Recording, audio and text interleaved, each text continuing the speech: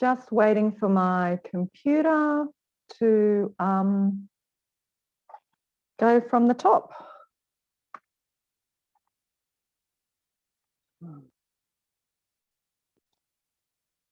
Okay, I think we're on. I'm hoping everyone can see my screen and can hear me. As I said before, hello, thank you for having me, and looking forward to getting some feedback on this project that I'm doing with Bayside Council. If I refer to community history in the project, that's because that's the term that Bayside Council likes to use for local studies.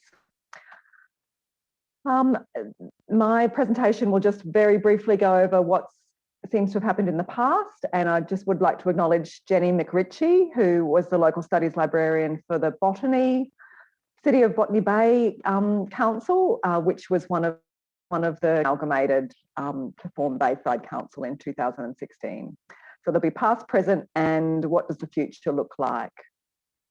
So as I was saying, in 2016, there was a forced merging of City of Botany Bay and Rockdale councils, and this had a tremendous impact on the library and the collections and the service it was able to provide. For others that have been through council amalgamations, I'm sure you would concur and possibly have some good news and some horror stories that you could share. The Bayside Council area is now about 50 square kilometres, and two of the major libraries were redeveloped, one at the north-eastern end at East Gardens and another towards the middle at Rockdale. There was also a new record management system installed, and Jenny and another staff member left Bayside. So we lost some corporate knowledge and knowledge of the collection when they moved to other roles. There was also, I guess, a lot of focus in the past on just getting the merger happening and making it work within the council. Lots of other systems had to be synchronised across council, and it took a while for that to trickle down to the local studies collection. So when I commenced on the 3rd of February, I was asked to do an audit of the community history collections, and there's some photos there of that material. It wasn't, some of it was filed, as you saw in the previous photograph, but not necessarily well sorted or easy to find.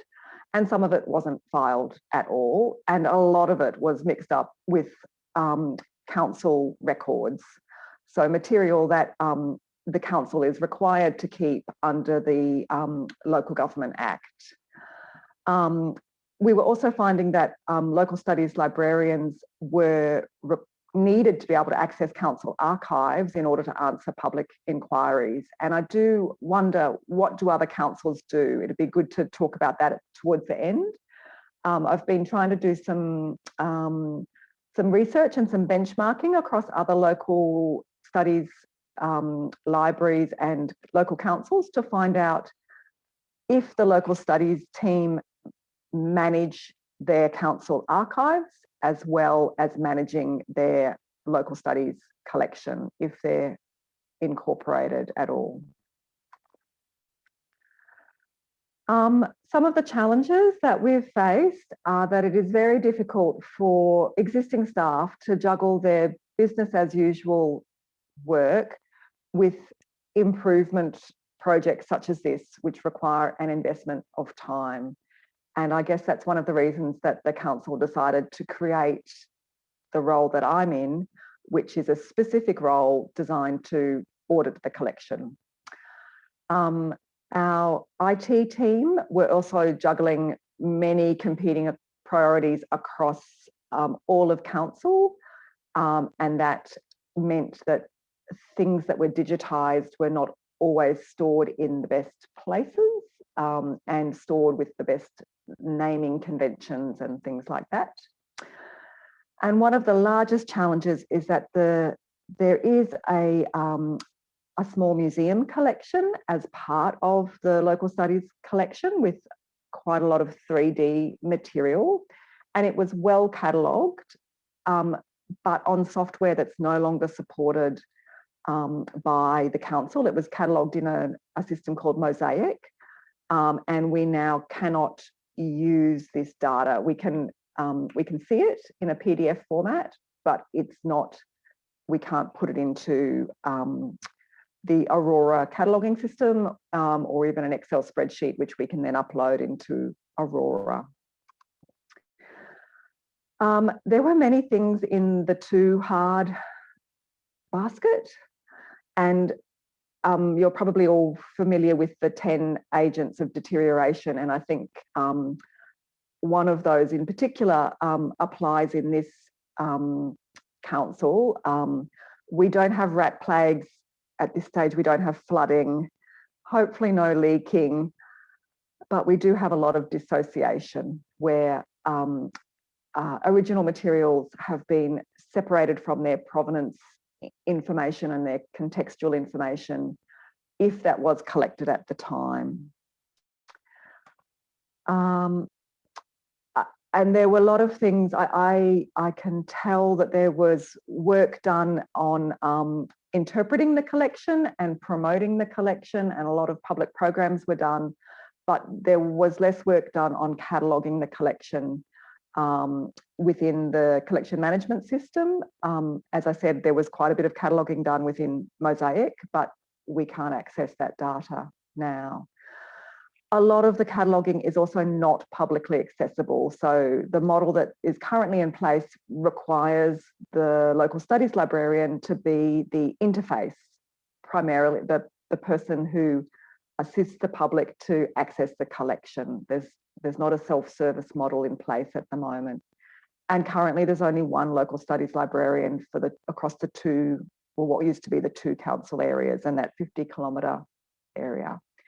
So I do hope that as part of this project, we will be advocating for more staff to join the local studies team, because there's certainly a lot of work that needs to be done. So the methodology for the project is setting up a governance framework. I've been working internally and also with some assistance from Ellen to prepare collection development policies. And having come to this meeting, I can now see the need for also a preservation policy. And I think there's already a disaster management plan in place, but I will go back and check. We're doing a physical audit of the collection, which is currently stored across 3 locations. I need to also audit what has been digitised and where it is stored, and to what resolution and in which formats. And that's another challenge, and it's certainly spread across many formats. As I said, I'd love to do some benchmarking with councils of a comparable size, so that I can make some recommendations to improve the way the collection is stored both physically and digitally, to argue a case for getting a lot more of it catalogued, and to argue a case for making so much more of it publicly accessible as well. So some questions for you, and I'm happy to try and answer some questions as well. Has anyone done an audit of their collection, and do you have any insights to share? Any feedback that you'd like to give me on the methodology? Any things that I should be aware of? We will need to improve our storage hardware, and love to hear about shelving that you love and shelving that you hate and would like to replace, so we don't choose the same ones. We have the Aurora library management or collection management system. I gather from talking to other librarians that they're not incredibly happy with that system. But it's the one that we have at the moment, and until they make a business case to change it, it's the one that we will need to use. So I'd love to hear about success stories that, like Michelle was saying, of ways they've managed to work with the vendors of Aurora to make it better, or if you have a brilliant library management system that really works for you and local studies, we'd love to know about that as well. And then finally, I'd love to know, what do other local studies librarians manage council archives as well? So I think that's all from me. And I'm probably used up my 5 minutes as well. So I guess I'll hand back to Ellen or Donna, who are our moderators, and see if there's time to take questions or if it's better to do that at another time.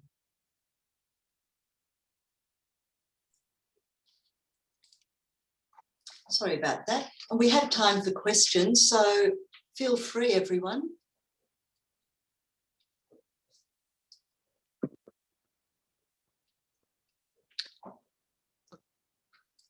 I know at Mossman we don't hold many council archives. They actually go to storage, and if we need them, we retrieve them. But I try to keep ones that will have a sort of cultural, social relevance, and just based on what people ask me.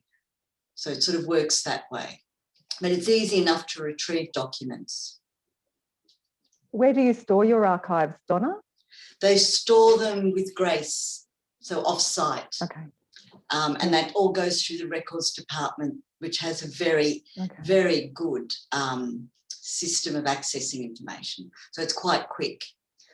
And they sort of index everything fairly well, so we can find things fairly quickly. But I do keep copies of council minutes and important reports and just other things that I know people will ask for. So I'm not sure what other people do. And do members of the public have access to those indexes? No, they have to go to records and put in a GIPA request for that sort of information, if they know what they're looking for. Otherwise, they end up coming here and work out what they need and just go from there. Yeah. I don't know what anyone else does. I've got a question. Can you hear me? Yes. Sorry, we don't have cameras on our computers at work, so I'm just a bit of a disembodied voice. It's Kimberly O'Sullivan here. I'm the local studies librarian at Cessnock City Library in the Hunter Valley. I'm interested in what you said about the GIPA, Donna, because I'm having a lot of issues with governance at the council. And it's about researchers coming to me. I need to access council documents to answer their research inquiry. And I'm finding that governance at council believe people are circumventing a GIPA by coming to me. Do you know what I mean? So I'm kind of struggling with getting access to material. And just in terms of the talk, I just say when you're doing a records audit or an audit of any original material, it's really good to always have a category for the condition of the material. It's really helpful later if you can get some conservation money to be able to go through and go, oh, well, that whatever is in great condition, this is frail. So get some conditions. I use good condition, fair condition and poor condition. So there's 3 conditions.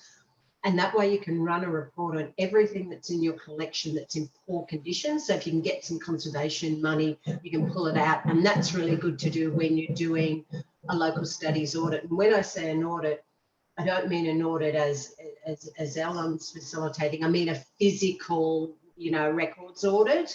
So just if you can stick that category in, I found that to be a good thing. And it just helps you prioritise if you're needing to repair, copy, help something survive that's not in a good state. Thanks, Kimberly. That is one of the categories in the spreadsheet, but it's good to have that confirmed that it's a useful category to continue to use. Yeah. Well, you're able to do a report based on it. So if you can go pull out everything that's poor, do you know what I mean? And yeah.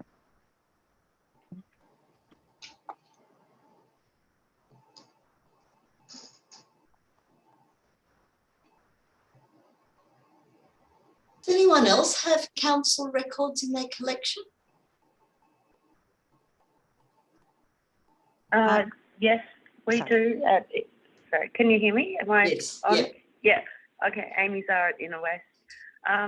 Yeah, we have council archives post-amalgamation. Two of the councils that amalgamated one did not have the council archives in the local studies collection. They were held and dealt with through records. However, the other two had full collections with, I think we've got a count of 1,000, council rates, minutes, correspondence that were being looked after by the local studies. And so it's been a 2-year process to kind of manage them and see how they fit into the collections. A bit tricky. And also dealing with mould remediation, as Ellen mentioned before. It's not something we want to go deeply into, but we're right in the crux of that being dealt with at the moment. And what we did was, the way we approached it was to digitise everything minus the correspondence and give that back to records. And for the rest of it, for the 130-year-old leather-bound mouldy books, we digitised, currently treating, and will be sending them to SARA, and holding on, getting mould remediation on valuation books and holding on to them. So we've had to make some really kind of tough executive decisions about it. And what we've ended up with is we have Civica, we have a council archives module where we have put all the council archives digitised material up on that. So the public can now access a lot more than what they could before by booking in an appointment into Petersham Town Hall. They can all just go online, and we've made some tuition videos to assist them in accessing those collections, and everyone's generally quite happy. And we're worried that they'd miss not being able to see the original book, but there was no way they could do that, continue to do that in any case. I don't know if that's helpful for anyone else, but if anyone else has those issues with council archives and mould remediation, get in touch with us. We'd be happy to share what we've learned. Yep. Right, thank you.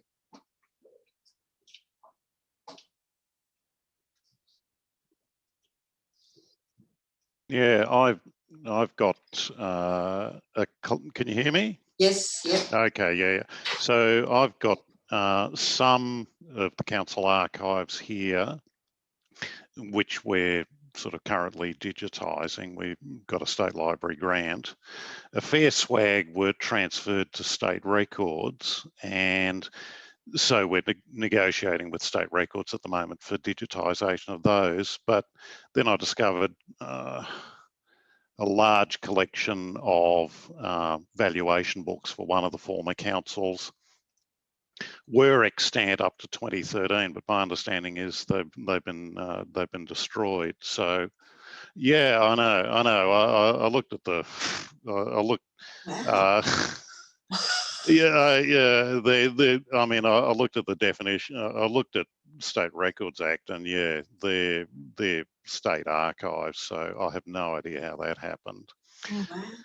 Wow. And they were, so we had no, so that was for Concord Council. So so they dated from 38 to 65. And so, yeah, and they were the only surviving ones because everything else had been thrown out previously. So so at the moment we're looking at digitising the VG records at state records, which will cover some of that gap. But I'm just amazed that something could have survived up until 2013, and then been thrown out because there's so little else survives for Concord. But anyway, it is what it is. Sure. So what I'd say is that sometimes I think us local studies people have a much clearer idea of the value of some of these records compared to some of the records people who are just literally dealing with day-to-day material. But anyway, so that's my experience at the moment. Terrific. But it also suggests that some organisations still don't understand how important local records are. And it's sort of part of, I think, how we've got to educate them to understand that what is done locally is just as important as state and federal stuff. But anyway, we all lose stuff. Okay. Any other questions or... Okay, well, thank you, Alison. That was really interesting. And good luck. That's great. Thanks. Okay, so I think we're ready for the next speaker. Our next speaker is someone that we all know and someone whose books we always look forward to seeing and reading. So I'll introduce Professor Grace Karskens now, who's going to talk about a very interesting topic. Welcome. Thank you so much. It's lovely to be here. Thank you for inviting me. Jeff Potter asked me to talk about local history collections and how I've used them in my research. So that's a delightful thing to be asked to do. Basically, local collections have been absolutely essential throughout my entire career. From when I started, I actually started as a freelance consulting historian and archaeologist, and way back in the 80s, and right through my academic career. So I called this the lure of the local, this story, because I've always been drawn to local and regional in history. And I agree with the last comment about the locals just as important, if not more important to local people than the state or the national, because it's real. You know, often national stuff is very abstract, whereas local stuff is real. It's what's happening on the ground, which is why I find it so useful and wonderful. I'm just going to see if I can get this PowerPoint up. I can't actually see the share screen button. So I'm wondering if anyone knows where the share screen button is. Ellen here. Maybe click on the video of yourself and that should hopefully show it. Oh, yes, here we are. Yep. Share screen. Thank you. Thanks, Ellen. Here we are. So I do have this PowerPoint, which I'll put on now. Can everybody see that? Yay. There we go. How pretty is that? Yay. Also, before I start, I hope everyone's safe in the floods at the moment. It's just unbelievable. I mean, I know it's just unbelievable it's happening right now, but I know from writing the history of the Hawkesbury that it's not unbelievable. It happens about every 50 years. We may be in for some years of this. Anyway, so maybe I've been attracted to the lure of the local because I grew up in Borkham Hills in Western Sydney, and we were absolutely surrounded by the evidence of the past all over the place, but we never learnt one thing about it. So I think that's one thing that maybe has inspired me in my career to kind of write the sort of things that will explain the local landscapes to people and foster kind of a historical sense of place so that people have a deeper understanding of where they live. So as a kid, I had a good imagination, but absolutely no knowledge whatsoever because, you know, we didn't learn about that stuff. Or maybe, you know, the love of it happened when I began my career in heritage and consulting. So I started at the National Trust of New South Wales. They really worked me hard, but I learned a lot. And I learned how to research and write history and focus on real places and sites and people. So not abstract, but real things, real problems. You know, often a bit left of field, have to say. Things like these things, you know, things where you wouldn't think of looking for history, like suburban houses or, well, Jenolan Caves, we know that's historic, but wooden road pavements, that was a fun job, and old convict roads in the middle of nowhere. So I learnt the big history lessons from that work, and that is, it's not enough to generalize. You can't just make sweeping generalizations about the past and go from there. For me, anyway. For me, it's important to ground truth these generalizations and find out what people are doing on the ground. And also, of course, not just your wealthy, influential politicians, the people with all the power. We need to know the true stories of working people and women and migrants and Aboriginal people. These are the people who actually made history. But, you know, in the history that I grew up with, they got left out of the grand historical narratives. It was never about them. So how do I approach those stories? Well, it's a lot of work. You've got to piece it all together from small details because, as I said, it's often not, it's not mainstream history. You have to actually go through the stuff that everyone else ignored. And my approach is to go in deep. It's to recreate the whole world, their worlds, from the ground up. So try and imagine, you know, what it's like in their shoes. What did they know at the time? Not, you know, us looking back and going, well, we know this happened. They didn't know that at the time. So you have to try and imagine what it's like for them. They didn't know the flood was coming. Do you know what I mean? Also expectations and culture and, you know, moral standards. We can't project ours back onto them. We have to recreate what they thought. And that's a really important what we call ethnography in history. And so this is how you can understand why people made decisions that they did in the past. Again, it's too easy to just project our own decision making back on them and go, well, why are they stupid? Why did they do that? If you can recreate their worlds and their understanding of those worlds, you can understand why they behaved the way they did. And hence the lure of the local, of course, the allure of local collections, the ones that you work with. Local history library collections, for me, are often the first port of call. When I was a consultant, I didn't often have enough time to visit libraries properly. You know, you'd be given 2 weeks to write something. Those are the days. But they are the backbone collections and the collections which librarians have sought out and preserved essential local records, as you've just been talking about. I was very unhappy to hear the destruction of those records. And the sort of things that my kind of history needs. So local records about people, landscapes, industry, places, workers, buildings, records you won't often find in big metropolitan libraries. Not that I'm saying they're not important. Of course, you have to go to the Mitchell Library as well and the archives. But local history collections also democratize history because they make those resources available to everyone. And I totally understand the challenges you're up against with both conservation and digitization. And they're also keeping places for local memory and meaning. So such important places in the heart as well.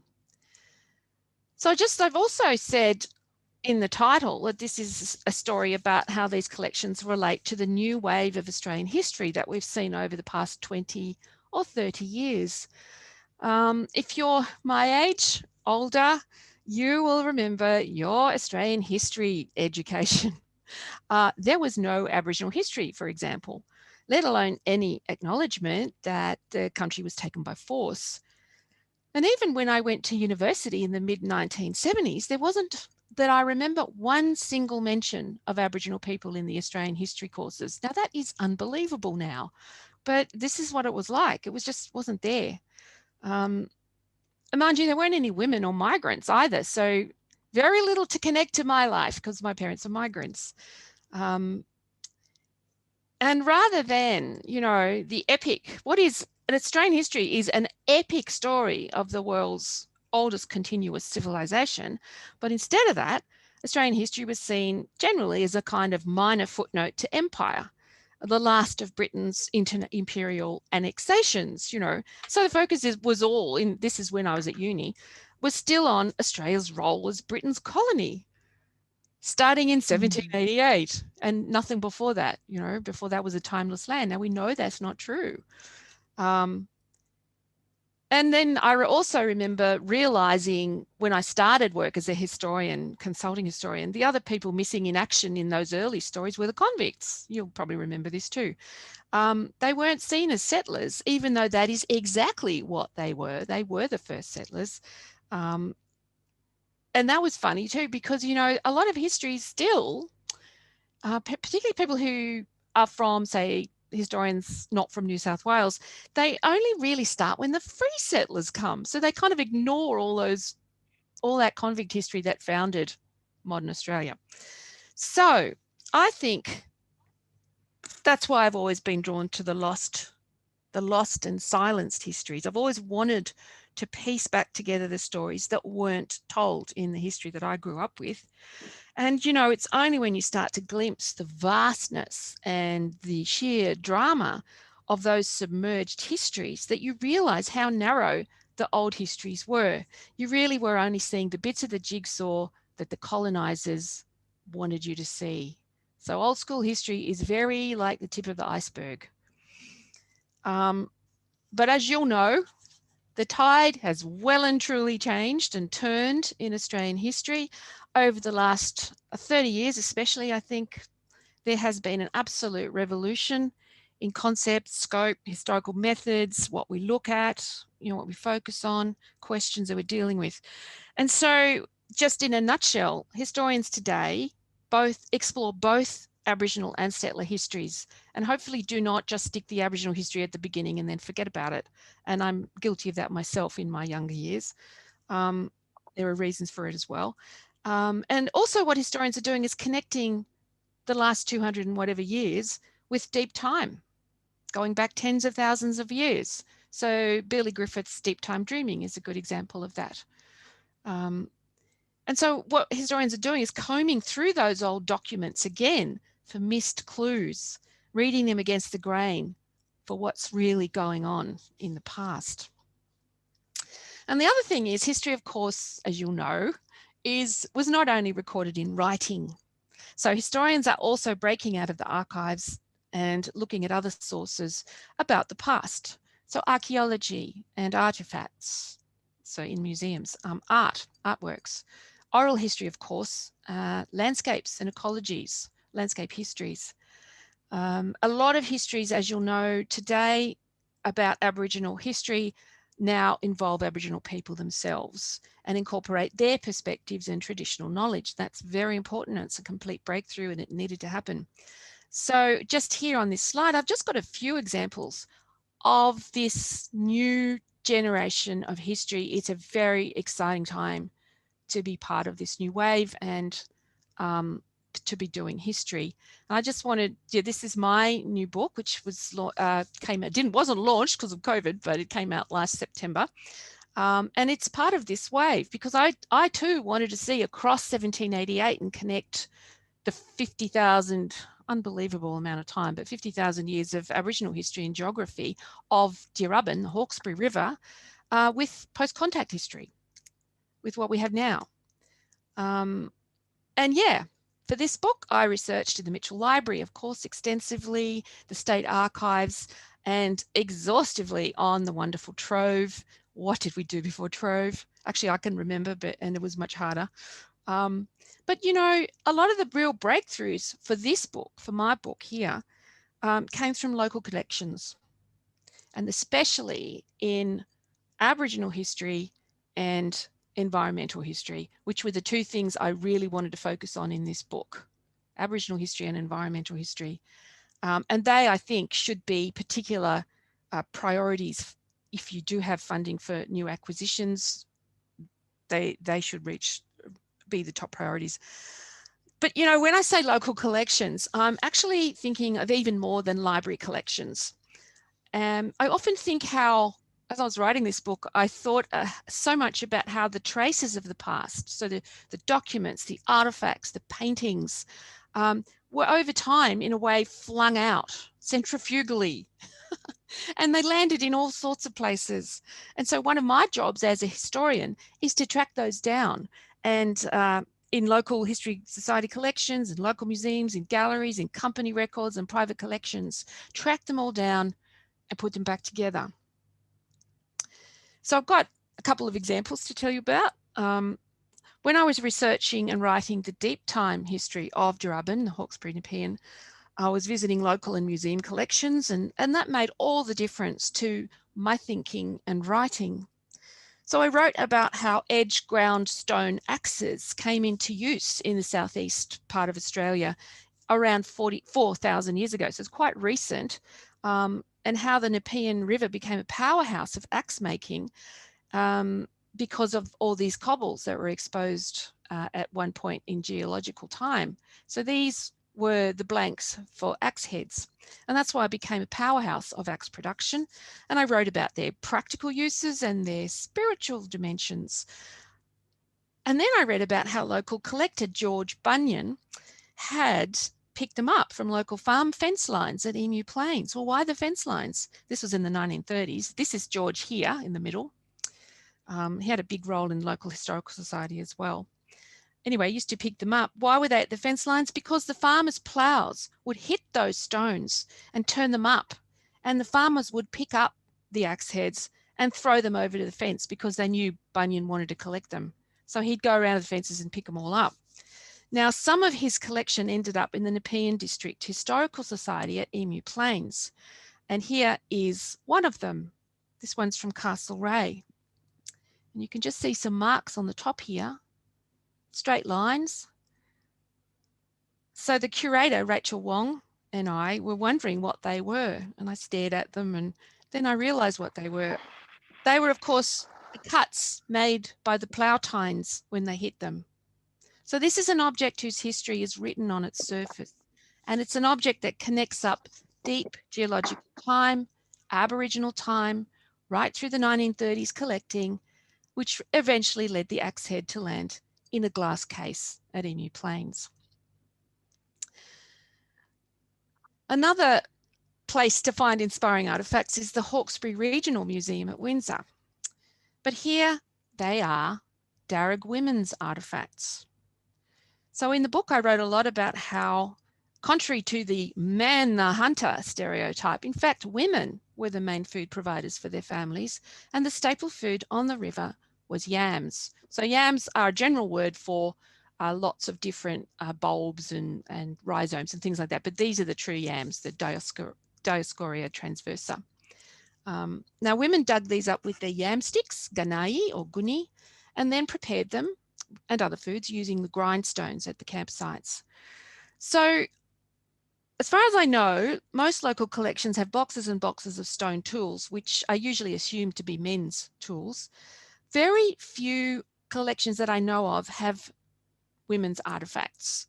And so when I saw these heavy rounded grindstones on the shelves in Hawkesbury Museum, I was absolutely thrilled to see that.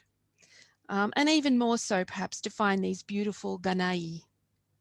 They would have been the personal property of individual Darug women, and their carvings, you can still see the carvings on the ends, would have indicated who their owners were, their personal property.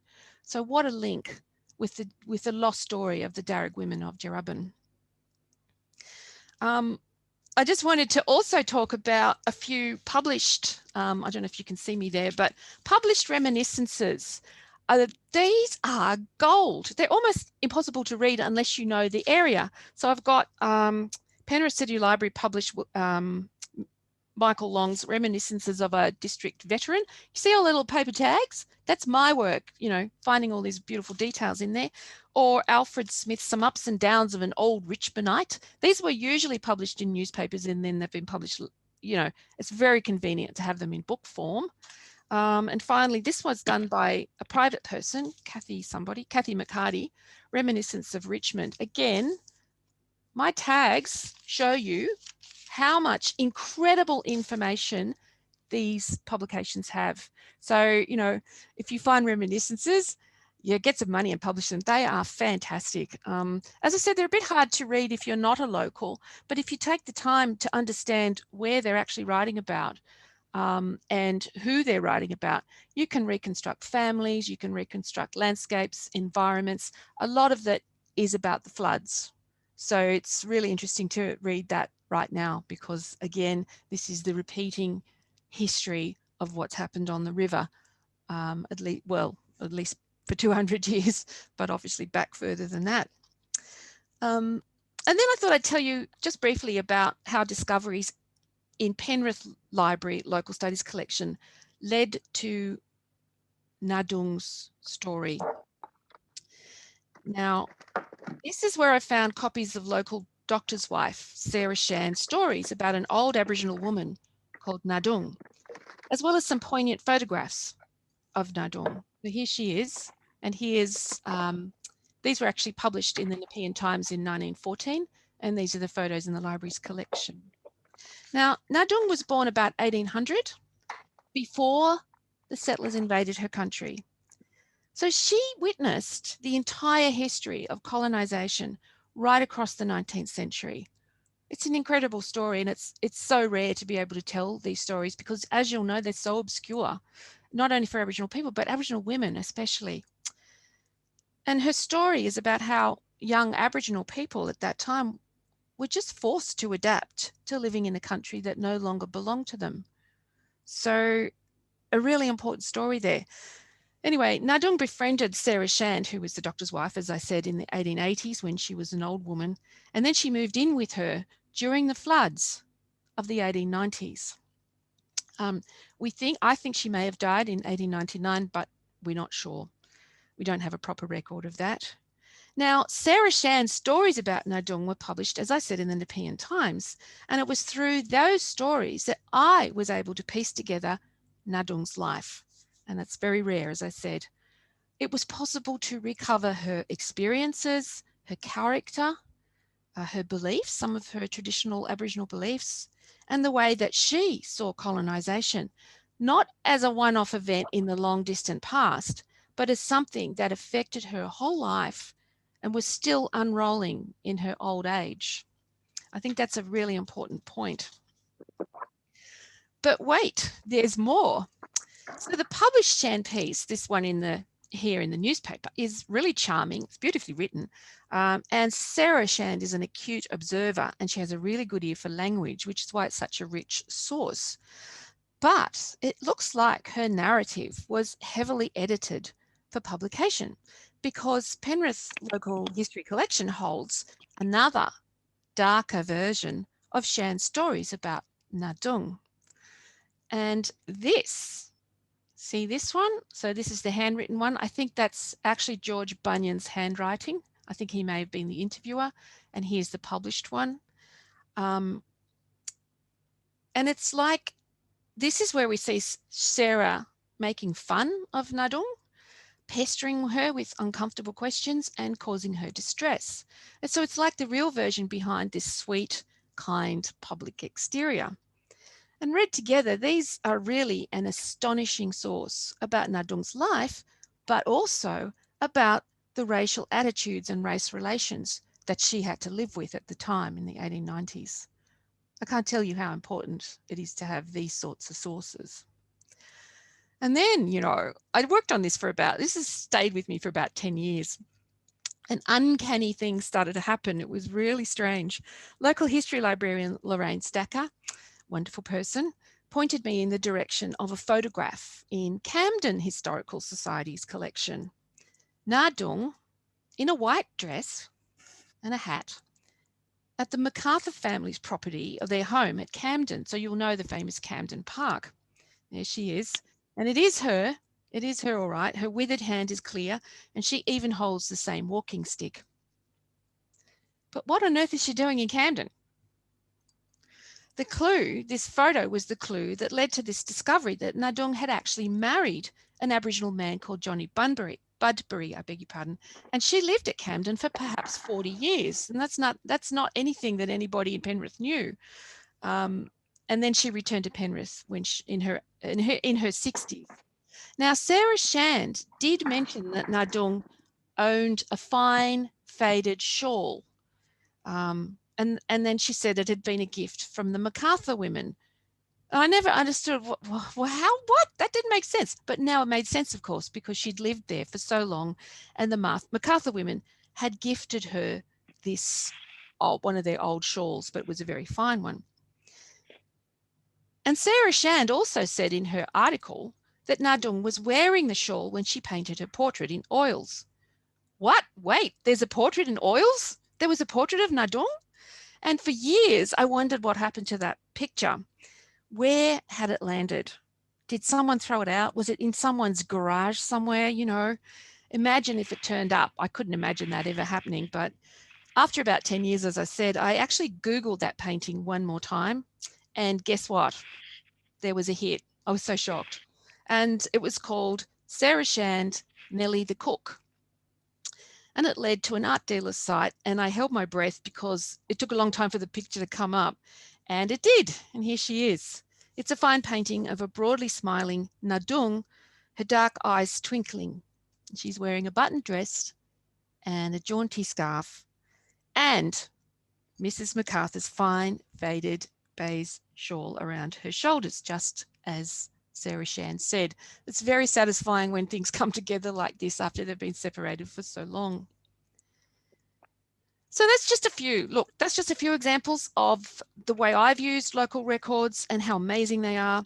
And they've really inspired me and allowed me to write the past in the way that I want to. I think it also shows how it's possible to reconnect the documents and the things that landed in so many different places over time, and the kind of magical way that long lost stories can actually be pieced together and told. And stories like this, we need stories like this. We need to know them. So I just want to finish by acknowledging and thanking all of you and all the librarians, the Historical Society people, the curators, for what I know is a lot of hard work in acquiring, funding, preserving, curating, cataloguing, and caring for all these collections. They really are essential resources that allow historians and others to rewrite our history in new, truth-telling ways. So thank you very much. Great. Thank you for that, Grace. That's fantastic. I think what it made me think of, even within the library system, we have managers and supervisors who don't quite understand the concept of local studies. And they often say, oh, why have you got that vertical file full of disjointed bits of paper and people's reminiscences? But things keep appearing all the time, you just collect. And while we're not actually defined historians, we collect these things so people can use them for research. And it's really satisfying to hear how things come together in the work you're doing. Over the years, things do come together. And I think that's what's satisfying about local studies. And I think we all agree with that. We just keep collecting because everything's of value. Yes, it is. And things link up down the track.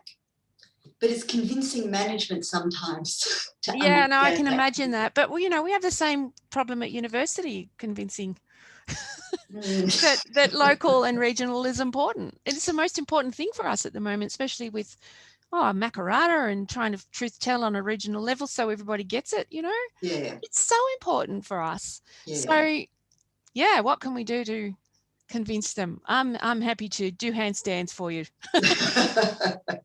Well, you hope that your books, and I do a lot of radio stuff, and I get on TV and I'm always blasting people about that, but I'm only one person, and that's what I mean about books, trying to change hearts and minds with books. Like, that's hopefully, what people do when they read, they go, oh my God, I never realized that this was all around us. Because, I think a lot of people just live in this vacuum of a historical vacuum, but, it is all around us, and you guys collect the traces of that, and they're so important, as I've said, And I think just a few examples. It happens all the time.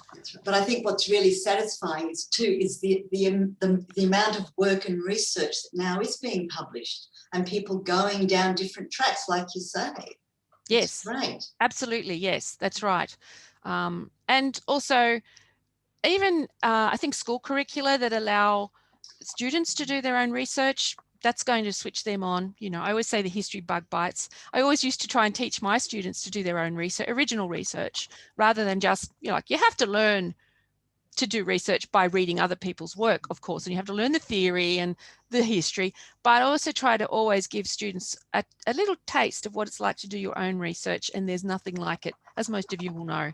Once they get bitten by that bug, yeah. So we have to just get people to understand that, and having those sources is essential, you know. That's right. So yeah. Any questions? I was just going to say, one of the things I think too is convincing our local population that their stuff is important. And I talk to people all the time, you know, have you got your old maps? Have you got photos? Have you got things? You know, they're really important to us in the local studies collection. And I think educating the local community of how important their things are is also really good. Absolutely. Wow. Well, family history must be helping a little bit with that, though, because most people think, it's quite funny actually, my family, you know, my family is what matters. I get a lot of emails from people saying, I might buy your book, but is my family in it? I go, well, no, but you might want to find out what life was like for your family. No. So, but family historian, I think family history, that's the biggest historical activity in Australia, has produced so many great family histories, and people are really branching out from their own families and writing more contextual histories. Surely that is making people more aware of their photo albums are really important, and, you know, family documents and maps that they may hold and things like that. I think it has, and I think it's reflected in what we get in local studies now, because often people, they used to throw things out or just come and give it to the library. Now they come in and say, going through this deceased estate, I've got this album, would you like copies? Oh, that'd be great. Yeah, we rarely get the opportunity of getting that album like we used to, because people are valuing their family history. Yeah, I'm thinking great. Got to make a difference. Yeah, and that other thing, those published reminiscences. Oh my gosh, yes. You might, I mean, I do sometimes roll my eyes when they come in. I think, oh, really? But when you start looking at them, there is always something of value, and you're right. Yeah. I didn't really have enough time to talk about how you can't take them just at face value. You know, you'll know that. They have to be kind of triangulated with other evidence. And as I said, you've got to because a lot of reminiscences like Mr. Kuramil here about Richmond, he goes up every bloody street and you have no idea what he's talking about. And then he talks about every family and who married who, and it's almost impossible to read. But if you know who he's talking about and where he is, and he'll suddenly say something like, oh, here we are in Paget Street and across the road is the Common, and that's where all the Aboriginal people lived. What? That's where they lived. Oh my God. And see, that fits in with the larger pattern of commons on the Hawkesbury. They're big commons, a long tradition of commons.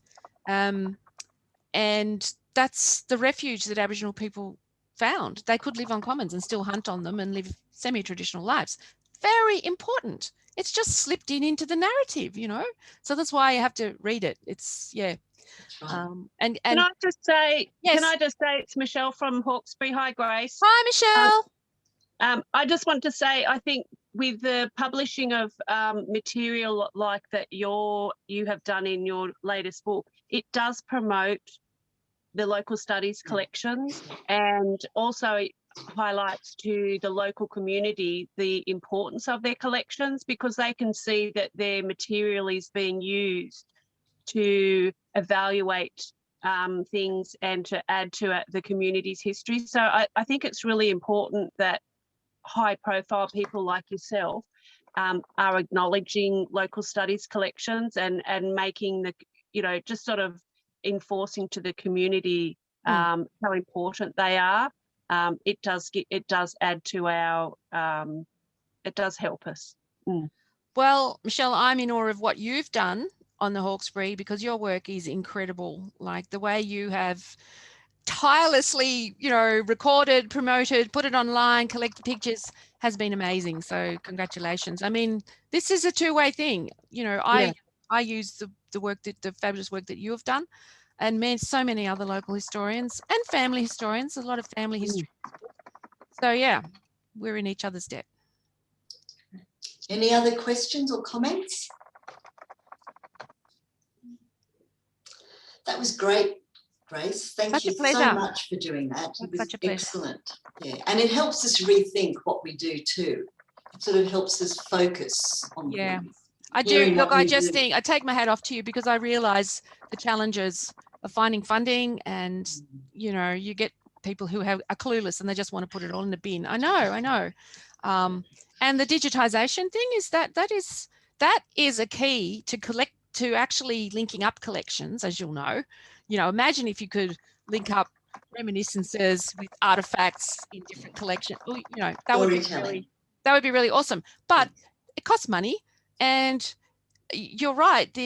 Whoever was speaking before was talking about how the technical stuff gets out of date, and I've discovered that in my historical archaeology work, where the database that somebody spent so much money on creating in the 90s is not readable now. Right. So there's got to be a solution to this, a long-term solution. Thank God we still have the books and the reports, because if they'd been destroyed because it was all digitized, that would be gone by now.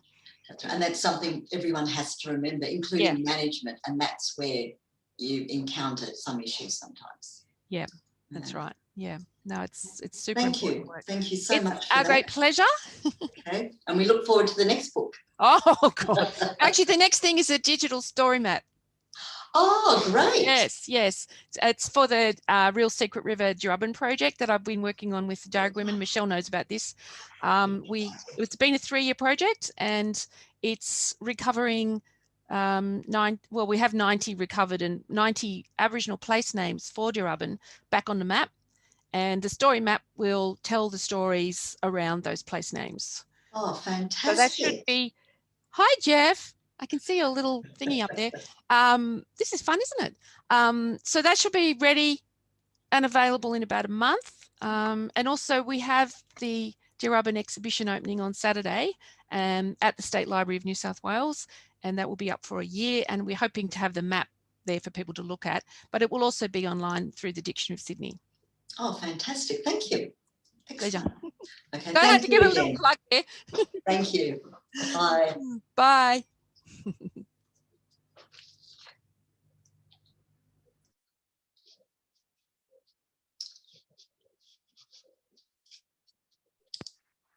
Okay, that was great.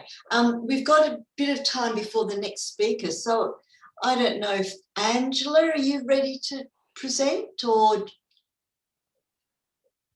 Yes, I am. Oh, okay. Yes. Well, we'll go ahead with Angela's talk. Fantastic.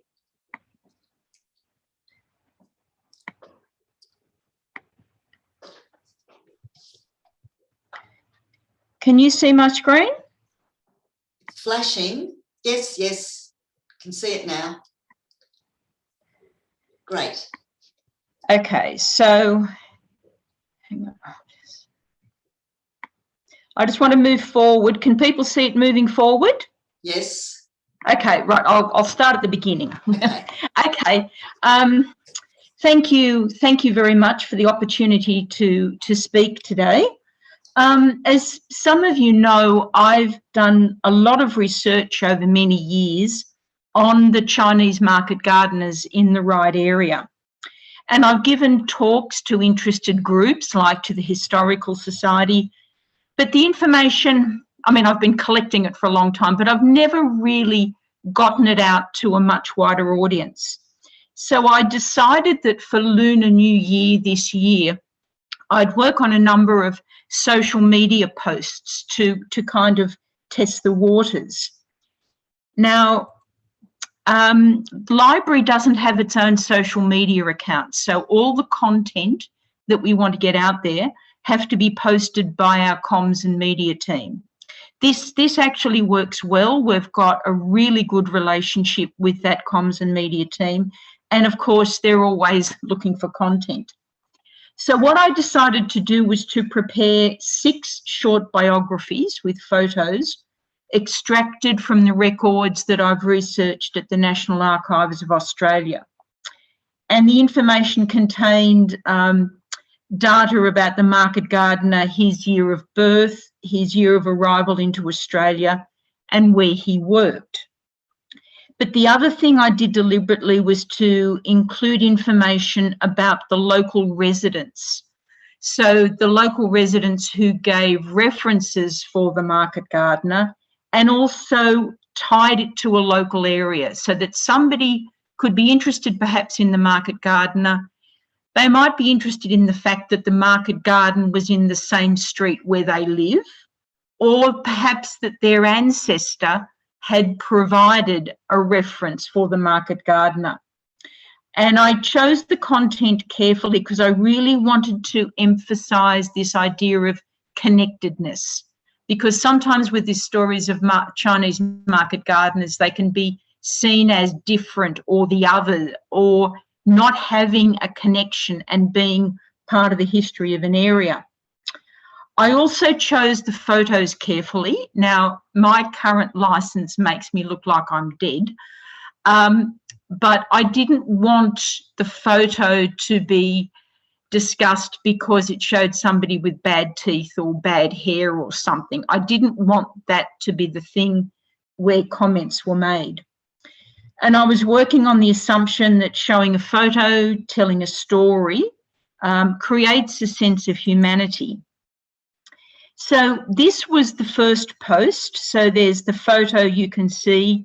Here is just, for the first post, we put a brief introduction of what it was going to be, and then 3 or 4 sentences of basic information.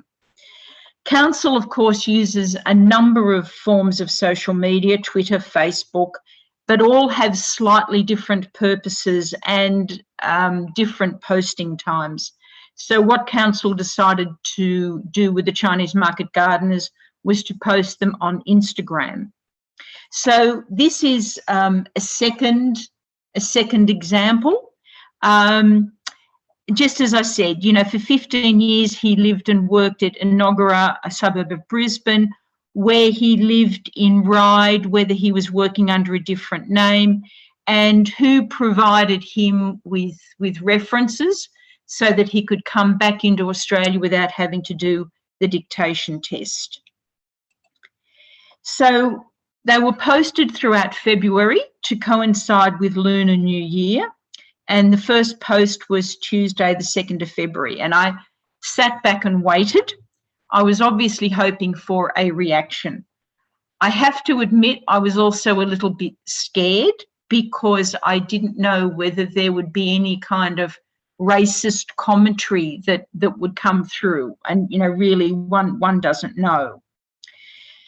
Just to give a bit of context, these were the posts that Council had put up on Instagram during January 2021 to give you an idea of the topics and the number of likes. So the first one there in the top left-hand corner coincided with Australia Day. The photo of the Council Ranger with a Lamington got 58 likes. Australia Day with flags got 61. We had a few competitions, library competitions that were running through January, and you can see there are, you know, 30 or 40 or 50 likes.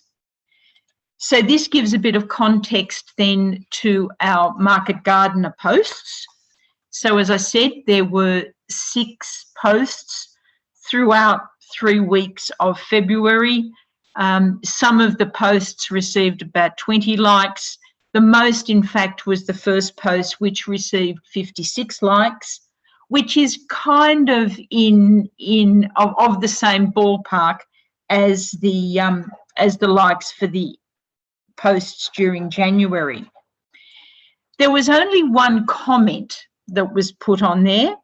As you can see here, somebody said, "Thanks for sharing the story. I wonder where his family live now." I provided the response, but it was the comms and media team who posted it, saying most of the Chinese market gardeners didn't have their families with them. They were often married with families back in China, but lived here as single men with other market gardens. Then there were a couple of other comments, as you can see. "Thanks for sharing this, such interesting history." So in terms of conclusion, I actually found this process really useful because I had to think about the content I was putting up. I had to compose the content.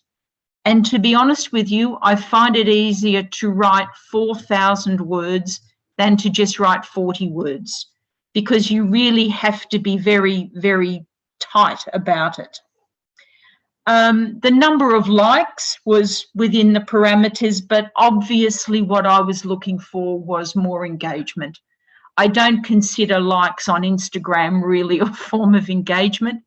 I would have liked many, many more comments, and even perhaps, you know, having to cope with some negative comments.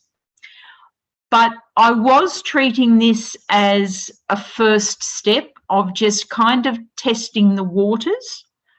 And obviously, if we were going to do future posts, we would look at putting in more hashtags.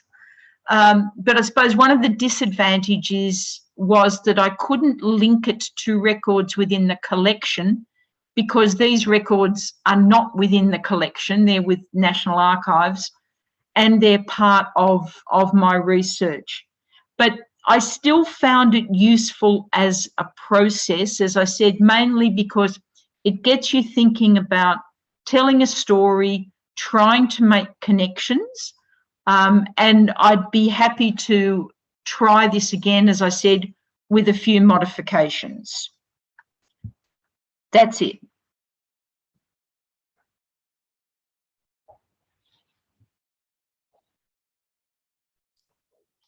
Thanks, Angela. Would you eventually put photos of people with bad teeth or bad skin? Yes, I think so. Yeah. As I said, I was just wanting to try this first off. I mean, obviously, I'm not going to, you know, edit out people who have got a bad, like a bad hair day. But in just trialing this, I didn't want that to be the thing that first attracted attention. Yeah. And you will try it again? Yeah, absolutely. Have you thought about doing them on Facebook, Angela? Yeah, see, that's not a decision that I can make, because the way council uses Facebook, and I mean, I would urge you all to go onto Instagram, look at the City of Ryde's Instagram page, and you'll see all of them there. That's not a decision that I can make, because council tends to use Facebook. They have kind of timetabled posts on Facebook. It's not a medium that they overuse. So as I said, that's not a decision that I can make. For those library systems that have control over their own social media, you could obviously do it in a different way.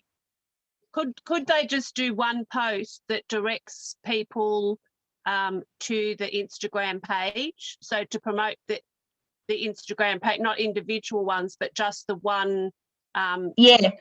Well, I mean, the other thing, of course, you could probably put a kind of, you could put up one post with even like the 6 images. So it's not like you're putting up six separate posts.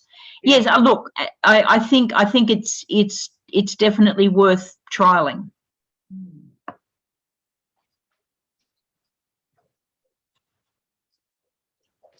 Any other comments or questions? Thanks, Angela. That was good, because it's a nice follow-up to your last presentation last year. It's nice. Yeah, well, I think it was actually giving that presentation last year, and then there was the promotion of a number of things here as part of Chinese New Year that I thought, yes, you know, I should try and get the information about this really interesting topic further out. Yeah. Okay, thank you so much for that. And thanks for doing ahead of schedule. It's all right. Okay, thank you. What have we got next? We actually had the next speaker is at 12. Kimberly, do you want to have a chat about your award? But just to flag, he's just arrived into the meeting room. Oh, okay. Well, does he want to start now? Or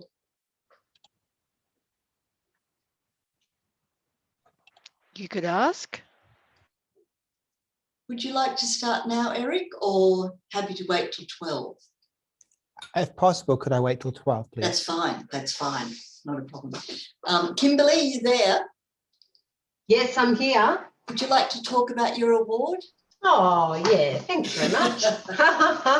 So just an example, my library manager is very good at wanting to promote the library, and there's a lot of, it sounds a bit like litter prevention, but Keep Australia Beautiful has really expanded, and they've linked up with tidy towns and sustainable communities to do a whole lot of awards that very much fit into our purview. So tidy towns, Keep Australia Beautiful, sustainable communities have a lot of heritage awards.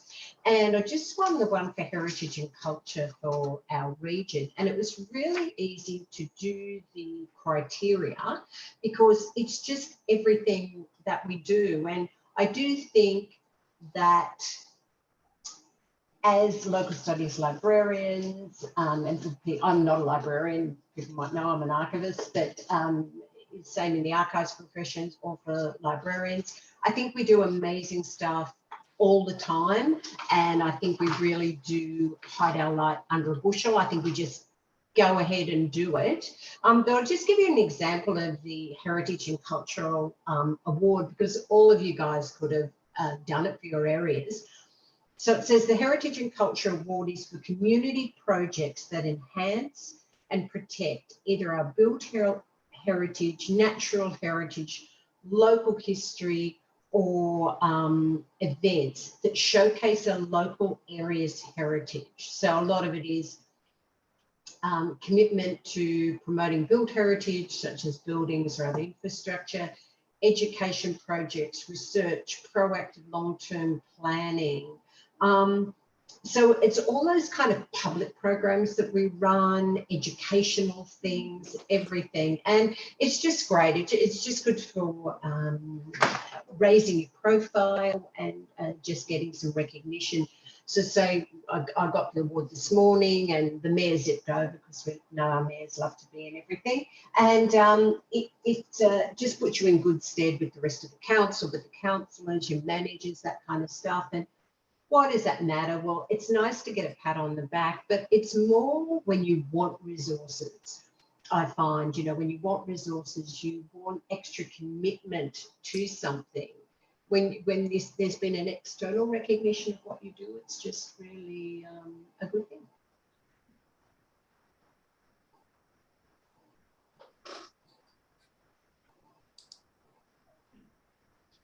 It's also about promotion, isn't it? It helps you promote local studies. Absolutely. At my public programs, and just following up with what Angela said, and I do hope that the library gets a Facebook page. The person who controls our social media in the library had to really fight to get it. But we now have a really active Facebook page, and part of my job is posting twice a week to that page on a thing called Wayback Wednesday and then Flashback Friday. And that is some of the most popular posts on the library page. They get shared a lot across to those, you know, say Lost Cessnock, Lost Newcastle, you know, you're from Cessnock, you know, those kinds of pages. And I certainly get a lot of interest. It indirectly leads to donations, and the same as when you do any of your public programs. So people have much more awareness of what you do collect. Quite often collections or donations will come in with, oh, we've been looking for somewhere for that stuff of my grandmother's to go. We didn't want to throw it out, but we didn't know who'd have it. Oh, do you collect XYZ? Oh, fantastic. We can now give it to you. And as you know, and I'm sure everyone, I can see Donna laughing. I can see you, even though you can't see me. We do know it comes in with those kind of donations that are, oh, you're moving, aren't you? So every bit of rotten old, you know, disintegrating newspaper, but it's just culling through, and there is often gold in there, you know. So yeah. So I think less keeping our light under the bushel and more shining. And also too, the other good thing is that your profile helps you survive. So I've always thought that often the community love you because, as we know, people will tell you frequently they're not interested in history, but they're interested in history if it's about them. It's about their street, their neighbourhood, their family, their old tennis club, whatever. And they can become really quite champions for you when your resources are being cut or money's being cut, that kind of thing. They can become advocates for you. I think that's the connecting thing, isn't it? Connecting with the community on a personal level, on their personal level. Yes, and I think there was a slogan many years ago. I think it was a State Archives slogan that they were using, and it was "Your story, our history." And I love to have borrowed that, and I tell people that all the time: "Your story, our history." And another thing I used in this award was something that Grace mentioned. I think you might have mentioned, Donna, or maybe Ellen mentioned, and that is about how important the local history is, because really all history is local history. Everything happened somewhere, you know, so it's someone's local history, and it brings those big stories home. So you would know, we all know every time it's Anzac Day or Remembrance Day, and yeah, the councils jump up, oh, tell us about our local stories. It's like, how did this massive European war impact in the Hunter Valley, in Mosman, in Waverley? And it did, when you see the numbers of people who went, the number of people who didn't return. After the war, these War Progress associations running bake sales to raise money to put up a statue in the town. So all those big global stories do play out locally. And the Great Depression, it all played out locally in our neighbourhoods. So. And if you make that local connection with an individual, it just works really well. It does really well. I've just done a big Great Depression piece of research with someone, but it is that thing about just bringing it back home, bringing those big stories back home.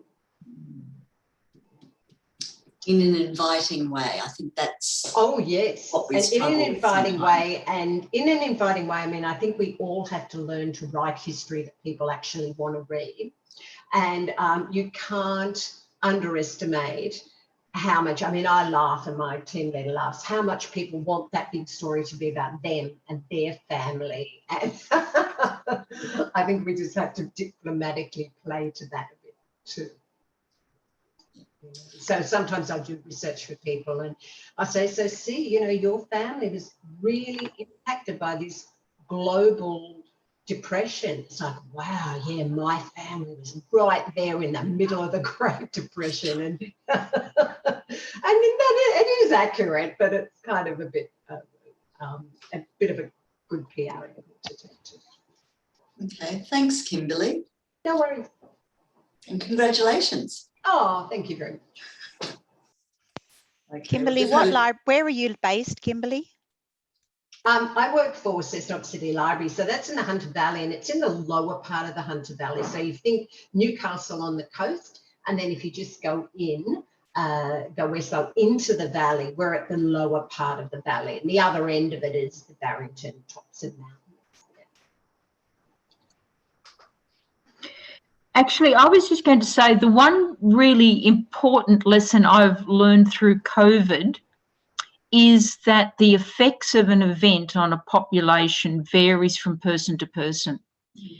And, you know, in the past, I would have thought about, you know, what were the effects of the Depression on a population, or what was the effect of the Second World War. And I've got to say, I think that is now garbage.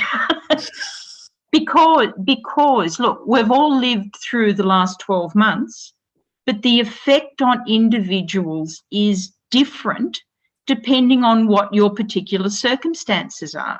You know, so there are people who have died who've been, you know, devastated with illness or financial loss, and then there are others who have not had so severe a time. And that would have been the same, you know, as Kimberly was talking about through the Depression.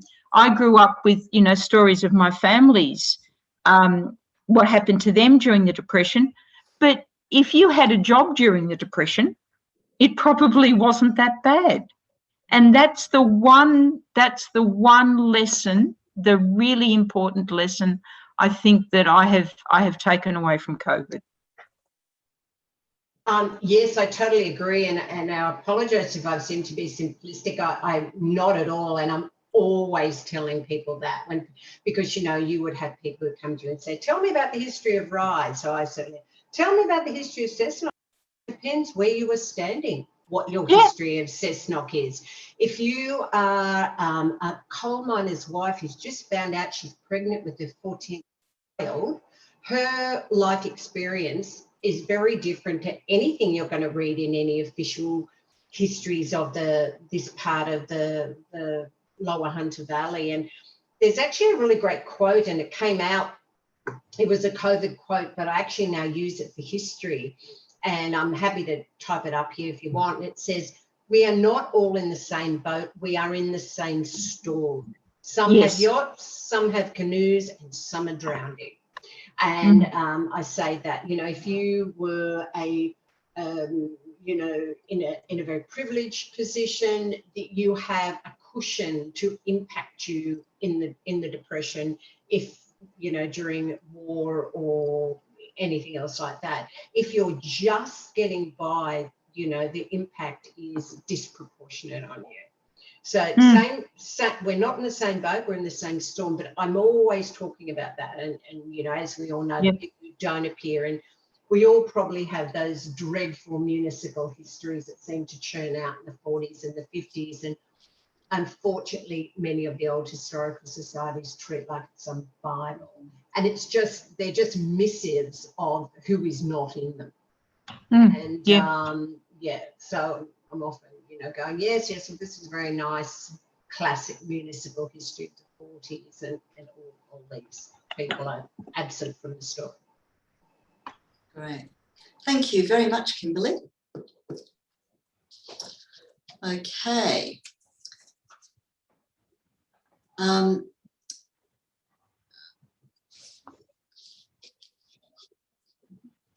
Okay, I will just introduce our next speaker.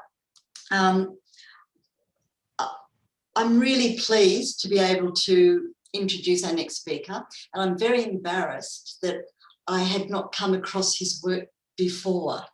I was just scrolling through the internet trying to find other stuff, and I came across Eric's name and the work he was doing, and it's just amazing.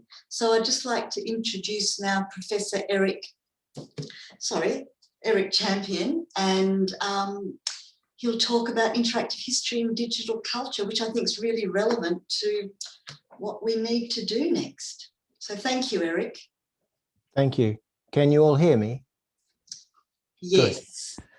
Right. So I'm going to speak for briefly 30 minutes about the projects that we've been doing, which might be of relevance to you. And I'm going to mention some projects that aren't in the slides. So afterwards, if there are anything that interests you, which you haven't seen a picture of, or you'd like a link that's not there, you can email me or through the chat. I've just put in the chat a PDF version through SlideShare, which you can download because the PowerPoint is at the moment a little bit too big. And feel free to slow me down or speed me up when we get close to the 30 minutes, because I'm not quite sure the timing of these projects. And again, this is just a snapshot of things that potentially you could do as well. And I'm going to briefly talk about virtual reality and tools which people can use without too much programming. Okay, so I'm going to hopefully flip you over to PowerPoint.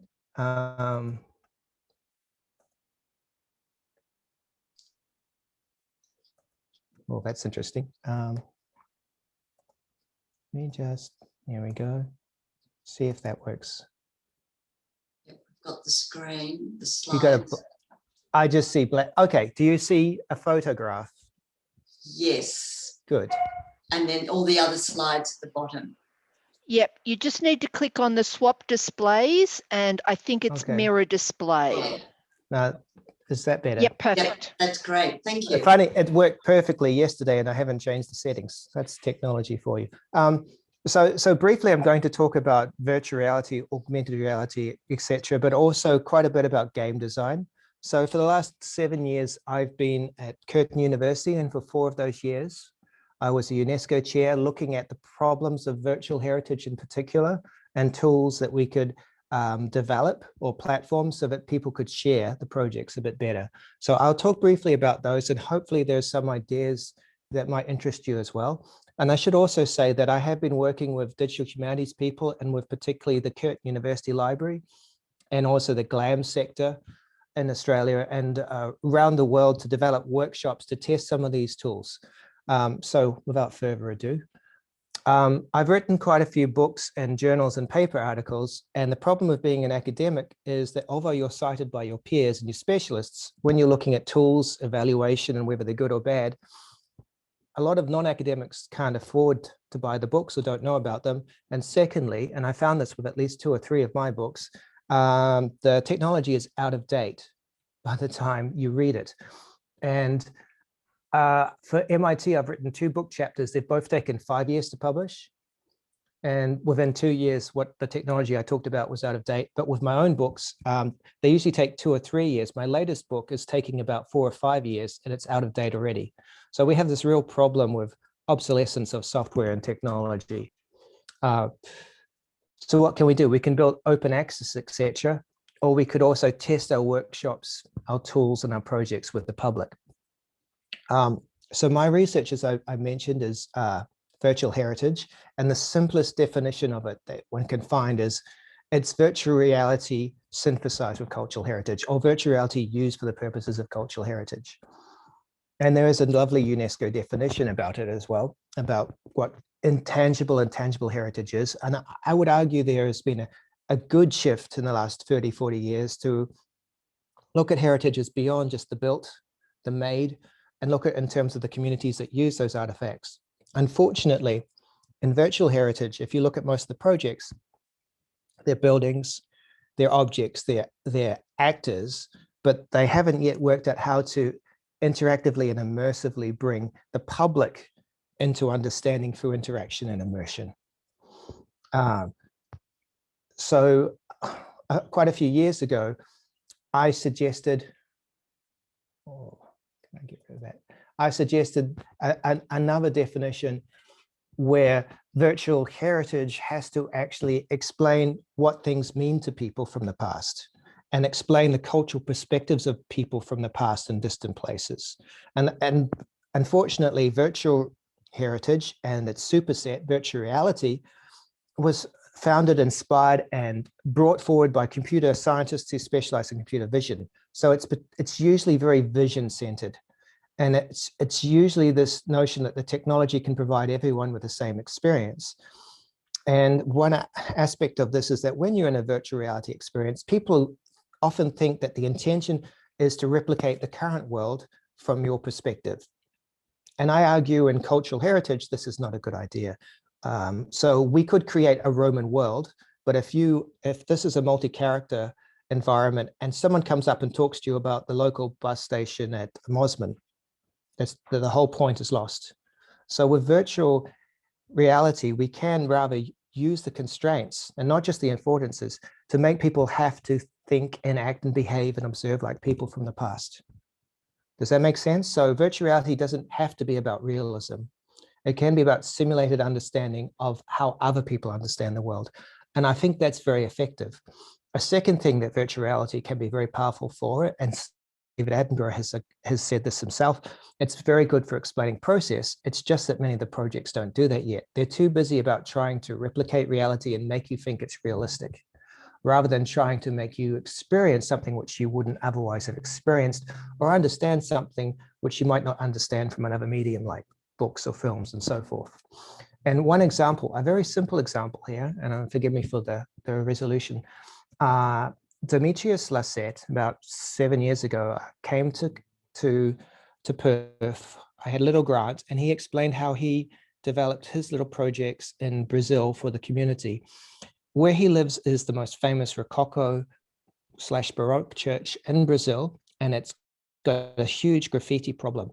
So what he did was, rather than just create a 3D model of the church and put it in a game engine, which is what he often does, is he created a simple web page JavaScript technology and taught people to use their phones and create 360 videos. And then their simple way of inserting over that panorama a video of themselves. So if you see the top left photograph, sorry for the resolution, it's much better than that. You go to your phone or online and you will see a person narrating, and you can spin around in 360 while they're still narrating to you. Now this is quite, and this all could work through the web page, and it could also work for a Google VR headset, which is really your phone, your camera phone, which can be inside a box, and it splits the phone into two areas, one for your left and your right eye. So it's a 360 panorama on your phone through a cardboard box, and the cardboard box, he taught them how to make themselves. So you don't have to create anything new. Now, there's nothing technologically super advanced about this, but the really interesting thing was people were so busy, the local community was so busy taking these panoramic videos and shooting them themselves. There's no graffiti because there's always someone there. So this is one of the interesting ways you can use technology rather than just provide people with a solution, get them to help create the solution. Okay, so next slide. So why should we do it? There's many reasons, but in the academic literature, you often don't find why do we have 3D or models or interactivity. And there's a question of what to preserve. And often these models don't educate people on the cultural significance of the object, which is the whole point of UNESCO charters. And there's also an issue of if you make it too artistic, then it might actually become less authentic in terms of scholarly knowledge. So there is this little pressure in virtual heritage to create wonderful, beautiful models, often taken from photogrammetry or LiDAR scans of the current existing models, and then put a nice texture over them. That is possibly less authentic than trying to simulate the objects from 3,000 years ago.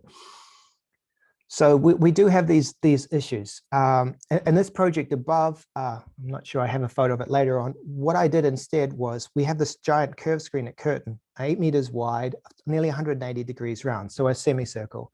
But when people point at things on the screen, you can't see what they're pointing at because it's a curved surface. Does that make sense? So what they see with their hand lining up isn't what you see with your hand lining up. So we're using a simple Kinect camera. I asked a summer intern student to build an avatar mirror in a sense. So it's a 3D environment of anything you like. It's using a Unity game engine. It uses a Kinect camera, which you can get with the Xbox in the old days. And the camera tracks your skeleton, and it takes your motions and your gestures and puts them into the artificial character, the non-playing character, on the screen. So why is that useful? Now people are observing the artificial character pointing at things. And when the artificial character points at things or describes things or moves their arms in certain ways, things happen. So you have this embedded actor for 3D presentations. It also has a game engine. So when they point at things, things can change. They can change texture, they can reappear, disappear, they can fall, they can do all sorts of things. So you kind of have a magical way of interacting with things. But there's also a practical reason for this. There's a Stanford PhD on the germs that people get from touchscreens.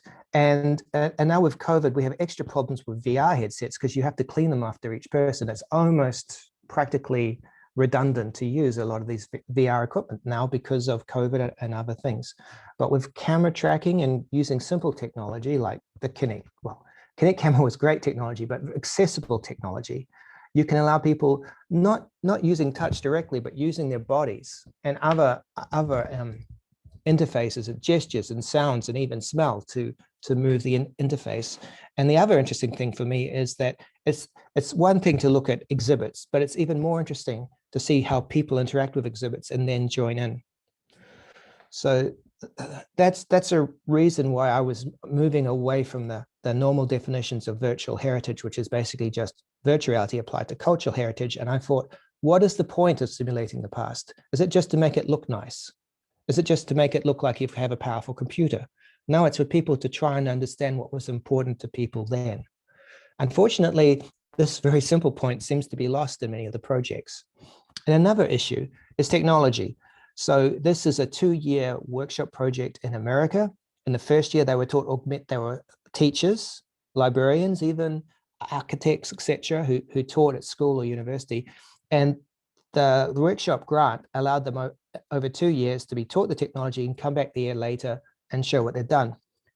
Half of them took an augmented reality technology solution, which I won't say the name of because luckily I've also forgotten what it was.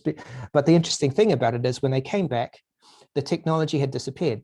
So they came back with these projects, but half of the people who took the augmented reality projects who had chosen this software solution, the company had been taken over. The software had disappeared, but also because it was an online process, you had to build everything in the cloud.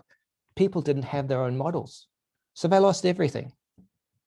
And it's not as if the technology didn't work. It just got taken over and it was disappeared.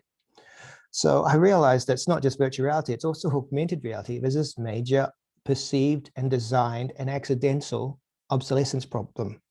And often they have different software standards and there's no clear process to create your models in one environment and then take it to another. And a third problem or related problem is the 3D format itself. And this online cartoon, you might have heard of this person's wonderful visualization joke machine. He mentions there's 14 competing standards. We need to develop one universal standard. Waha, we've got 15. Does anyone know how many 3D formats we have? This is a rhetorical question because I don't expect you to. A supercomputing association found over 140 3D model formats. Now, as librarians, I'm sure you can agree with me, this is going to be a very difficult problem. And we've done surveys on all the models and the academic papers of the major conferences and how many have accessible 3D contents and videos and the web links work, etc. Almost none of them. Almost none of them. And we've done a survey very recently of all the major 3D platforms. So you can upload your 3D models and some of them allow you interactivity. Some of them allow you to view them, not just on your phone or on a computer, but in a virtual reality headset. They have very limited functionality for explaining the past. So we have all these major technical issues. So what did we do at Curtin? What I tried to do was work out what are the free tools and what workflows can we use to share across them. And my research fellow, Dr. Hafizur Rahman, developed, for example, a way of using free photogrammetry on your phone camera and then turning it into a digital 3D model and then turning it into an augmented reality or mixed reality model. And I'll explain what the distinction is later, but what that means basically is you can take your phone, take many photographs of an object, the computer assembles it together as a 3D model, and then you can actually print it as a new 3D object, or you can display it through your phone and project it on, say, on a table or on the floor, etc.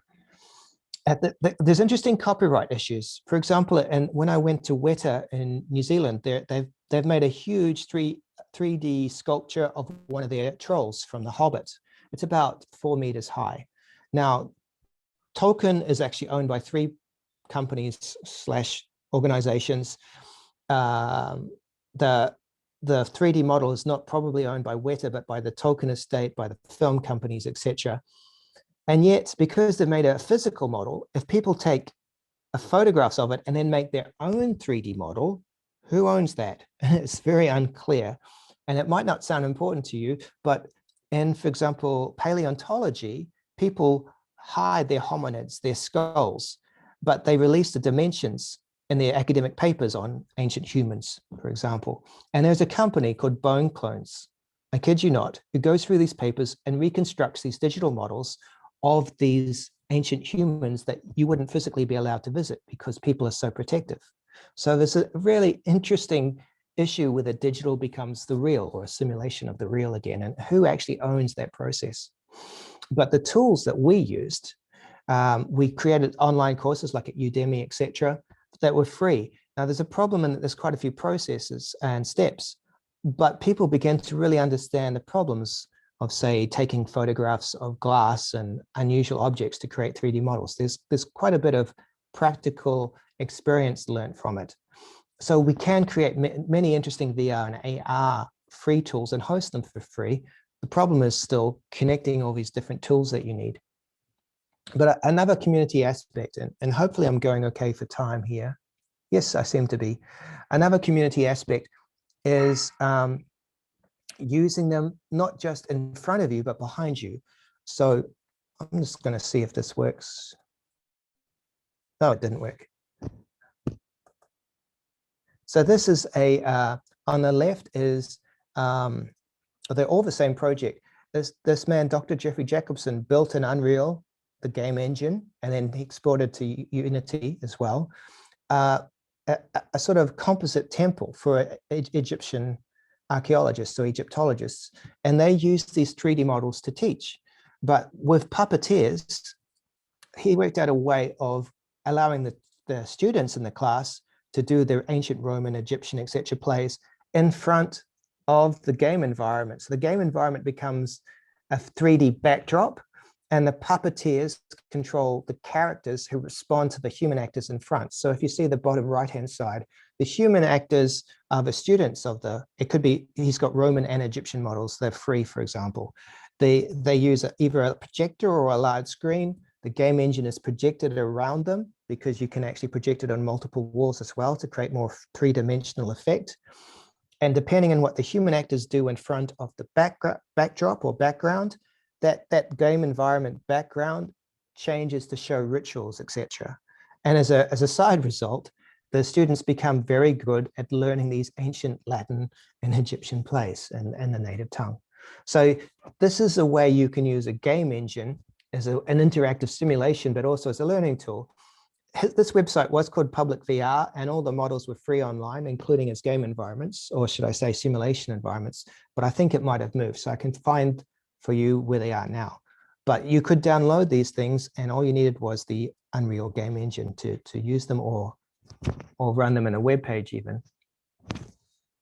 Okay, next one. So VR, AR, and MR, all these different aspects of reality have been going on a long time. We've had multimedia cinema, multi-screen cinema since at least the 1930s, the Cinerama 1952, but there was, I think, a 1939 version with many projectors. And there's still actually a Cinerama project in the States somewhere. In the middle of the picture is a 1992 cave, which only works for one person. So when you move, all the walls adjust. So you feel like you're in a three-dimensional space rather than a cube with just camera screens projected onto it. But as I said, unfortunately, it can only work for one person because it's built on where they're looking. And the bottom left, 1965, 68, sort of Damocles, Ivan Sutherland, he actually developed CAD. It was all for a PhD project. He developed virtual reality like this, and also augmented reality. So you'd see through the glasses into the real world. And that apparatus was called the sort of Damocles because it hung off the ceiling and everyone was scared it would fall on you and kill you.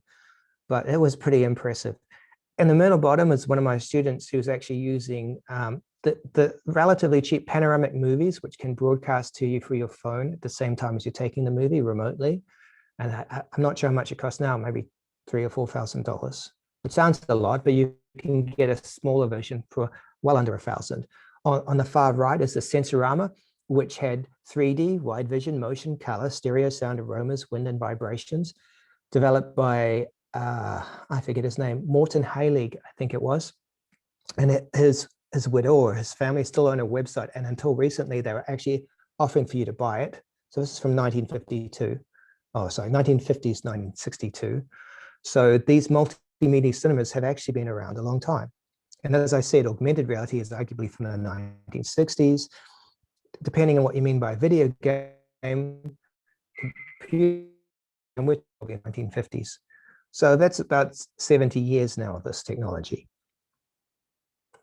When I did my PhD, I actually, this is 20 years ago for Lonely Planet, we had found that there were virtual tourists because people wanted to go to Afghanistan virtually, but no one was actually going there because it was being bombed.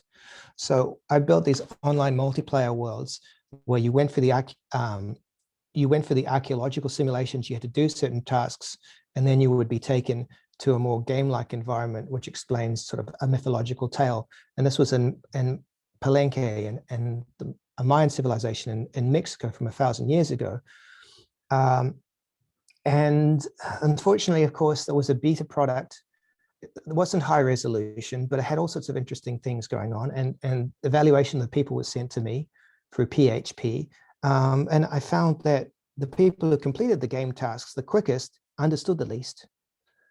And the people who took the longest but didn't complete everything or were too busy looking around trying to find out things, they usually remembered things more. But most importantly, they could extrapolate from the information they learned to other sites more.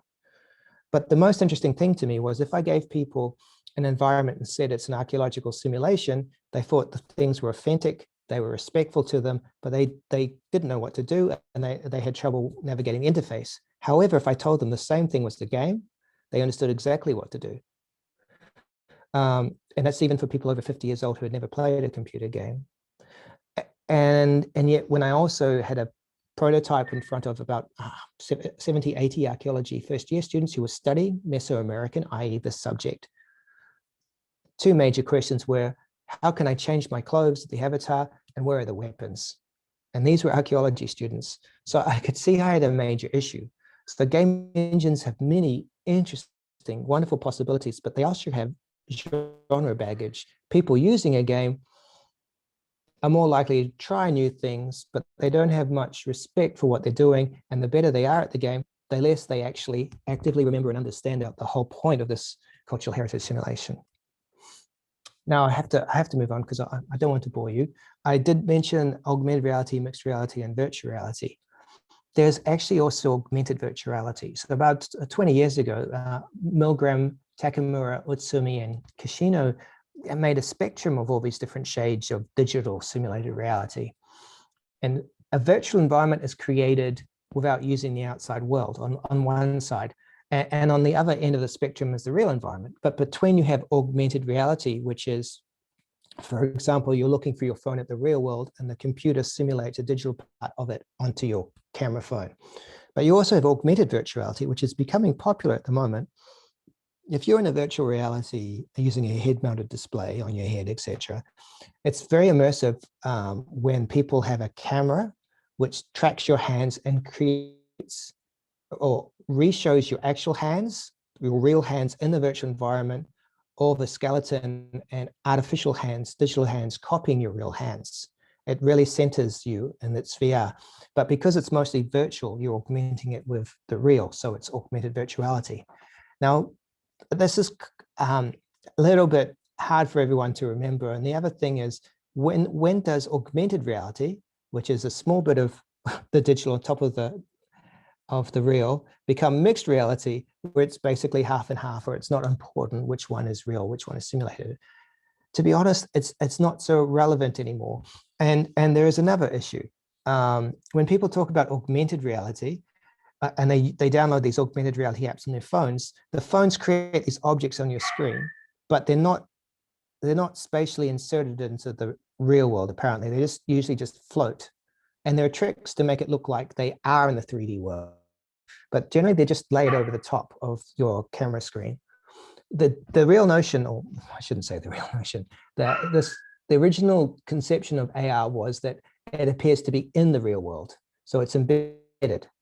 Now, given all these distinctions, wouldn't it be easier just to call it one thing and not worry about it? Because also when computer scientists are talking about it, it's not always clear if they mean the technology provides it for everyone and it just works, or it depends on your subjective experience that things are mixed or augmented, etc. So an easier way to describe it is extended reality, and people don't have to say it's augmented, mixed, etc. on the spectrum. Another issue which is being resolved now is VR equipment is becoming much cheaper.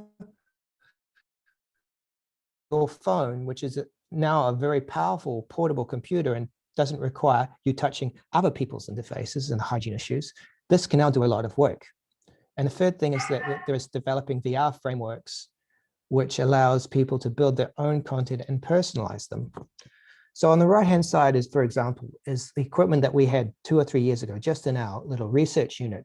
And we tried to explain how it's not just the technical features, but what you're doing when you're using them that's important. So in group C at the bottom, there's a lot of so-called VR or cinematic VR, which are just panoramas, and you have to sit down and just watch through a screen. Then the second group, which is more expensive, it's you stand up and you have controllers, and you might be allowed to virtually move, but generally you're not moving. And the third one, which is the most, in a way, immersive and powerful and potentially useful, but also problematic, is mixed reality, where you can walk through and 3D digital objects can actually know where you are in the real world and suddenly appear and be triggered. And that is the Microsoft HoloLens, for example, and a couple of other competitors. But there we're still talking about $4,000 or $5,000, and there's also other issues with them. But you can do the group C things on your phone. Like the very bottom one is the Google Cardboard box. You can either spend a couple of dollars and get it sent to you, or you can use many of those free cardboard boxes, or you can build your own. And then also with augmented reality software, there's all these different tools you can use. On the right, I've been told 8thwall.com is very useful. I think there's a free trial, so you don't need to know programming with many of these. Adobe has their own product.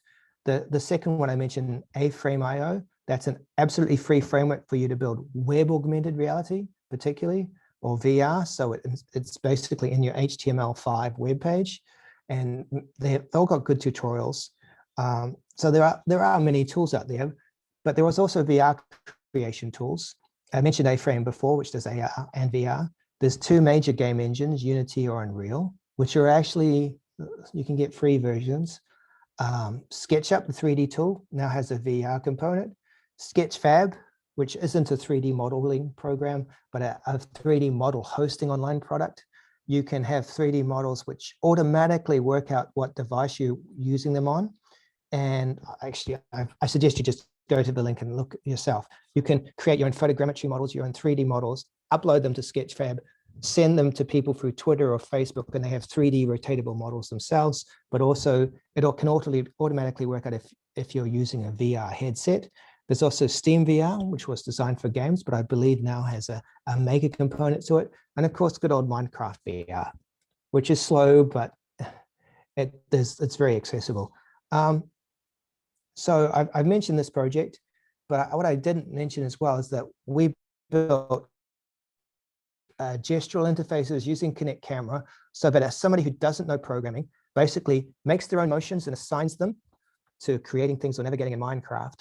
So these sort of frameworks, hopefully, ideally, will be built on more and more products. So it doesn't just give you a finished set process. You can build your own processes, and you can just use your body in this example to create navigation or creation art tools in Minecraft, and you don't need to know programming. And we've also done tools like, for example, explaining Taoism and Chinese Taoism. There's 4 great arts of Taoism: calligraphy, painting, music, and Go. But they're very difficult to understand through the original Chinese books. So this Chinese student who had a background in calligraphy and had access to traditional Chinese musicians created these touch screens, which is they were originally developed by HP here at Packard about 10 years ago, maybe 12 years ago, for people cooking in the kitchen, but also using a touchscreen for the menus. But we use them for these so-called Taoism games, whereby you have to touch the screen in order for things to happen. And in this case, you have to learn what the signs mean and the symbols and the types of music. And the calligraphy game is you actually paint with your finger the strokes, and you have to learn the width and the direction, because this is important in the Taoism calligraphy. And the painting game, you actually had to paint in empathy with the style of music and the season and the glyph. And depending on how accurate you are, landscape paintings would appear. So it wasn't really a point-based system. It was more an infinity reward system, if that makes sense. But the most interesting thing for me watching this was actually watching people using their fingers to learn about Taoism. And I don't think I'm going to have time to. But this is the paint. This is the music one, where you have to paint in affinity with a type of music. And I'll speed it up. Depending on how accurate you are, and it's much more beautiful than this. This has been reproduced to hell and back, unfortunately. Basically, a landscape painting, yeah, would appear, or a flower would appear in proportion to how empathic you were with the music. I've mentioned my PhD, but I want to say one other thing. One interesting thing about using games is that they're very difficult to design, but if you can get people to design them for you in workshops, they actually start thinking about the issues behind the past, the culture, etc. I would just argue, and this is the simplest way I can put it, people who build serious games forget how multidimensional complex it is to design a game. So a game is more than just gamification, which is often taking a boring object and giving you badges. A game has goals that become meaningful. And they have challenges. And they have risks. And they have strategies. So people can have different options, and the strategies can increase as people know more about the game. And game balance here is very important.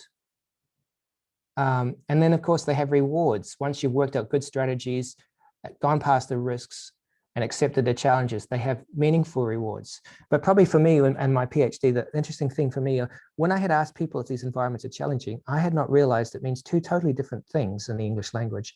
A challenge is something that you really don't want to do because it's frustrating and difficult, or it's something that's really frustrating and difficult and you really want to do it. Does that make sense? So homework is a challenge. A game is a challenge, but a game is not a challenge like a piece of homework normally. And this is explaining the same thing through puppies.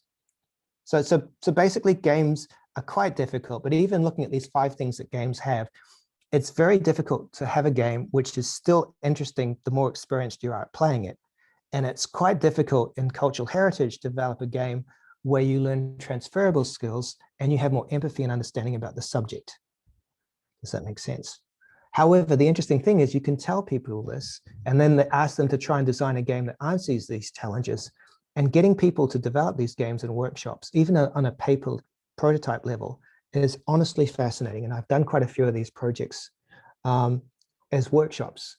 You can also use games as machinima. So you use the camera in the game engine or the simulation game engine and ask people to create their own digital film. And they use games for Avatar and Star Wars and things like this before they shoot the actual film to work out where everything goes. But in this case, this honor student used The Sims to create a model of a game framework for Indigenous school children, so they would learn how to make their own game about their cultural heritage. They would go to their elders and ask, and then they would turn it back into a game. But using The Sims, she could actually create what she wanted the game framework to look like, and it was basically free. There are other issues, though, with cultural heritage and artifacts and appropriation, which we'll talk about later. We won't have time to talk about. Do I have a few more minutes to mention a couple more projects? I can't hear anyone. Yep, yes, you do. Oh, good. Okay, thank you. This is not cultural heritage, but this gives you an idea of how inventive students can be. And this is a 15-year-old project. This is a massage chair under a truck seat connected to a free driving game. So what happened was that these students had 6 weeks for this project to develop a way of getting the audience involved in the game. And it has lights which can be connected to biofeedback. So outside people can see how engaged you are through these little sensors that sit on your fingers.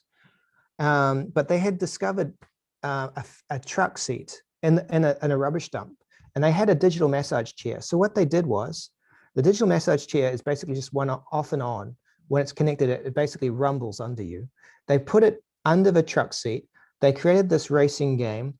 They took the landscape values. So when you're driving the car over the landscape, the massage chair activates the truck seat, and you actually think you're being buffeted around on the digital landscape. I was quite impressed with that. And this is all basically free and done in 6 weeks. And these are all 15-year-old, I think roughly 15 or 16-year-old projects. These are 18, 19, 20-year-old students from multimedia, not even pure IT students. This one, they developed a composite Egyptian temple using a $10 game called Morrowind. And you had to work out the hieroglyphs, add them to your inventory map, and avoid the skeletons, which unfortunately are not authentic at all. But these 3 students developed all this research about Egyptian temples in order to develop the game, and learned a huge amount of Egyptian archaeology, and one of them went off to study archaeology from it. And the last 2 years, I've been teaching briefly in Italy to archaeologists, architect students, and urban designers, and they developed their own prototypes. The one in the middle at the top is actually not from that workshop, but he ran a workshop with me later, and he actually developed game environments of Anglo-Saxon villages and evaluated children's responses to them. And his PhD, his name is Juan Heliat, it's really fascinating because the children were extremely hard taskmasters. But all the rest of the projects on the left, the right, and the bottom middle, they're all from these workshops. So the one on the right was actually, they brought it to our workshop, and that explains South American family customs through a board game. The bottom left is by architects in Venice who designed a game to keep the tourists out of Venice. The one in the bottom middle is an augmented reality program where if you have an hour between trains, you can have this little quest for your phone on these towns, which are based on the archives of the National Museum of Film Museum of Italy. And the top left was a cultural makeathon where the students had one day to develop projects. There's quite a few librarians in that picture, for example, and we had just $1,000 prize, but we had 5 excellent from all the different teams. And the one that won had taken data from the traffic of Perth and created music from it. And the idea is basically every day as you're driving through these streets, the type of music will explain to you how busy or quiet or accessible these streets are.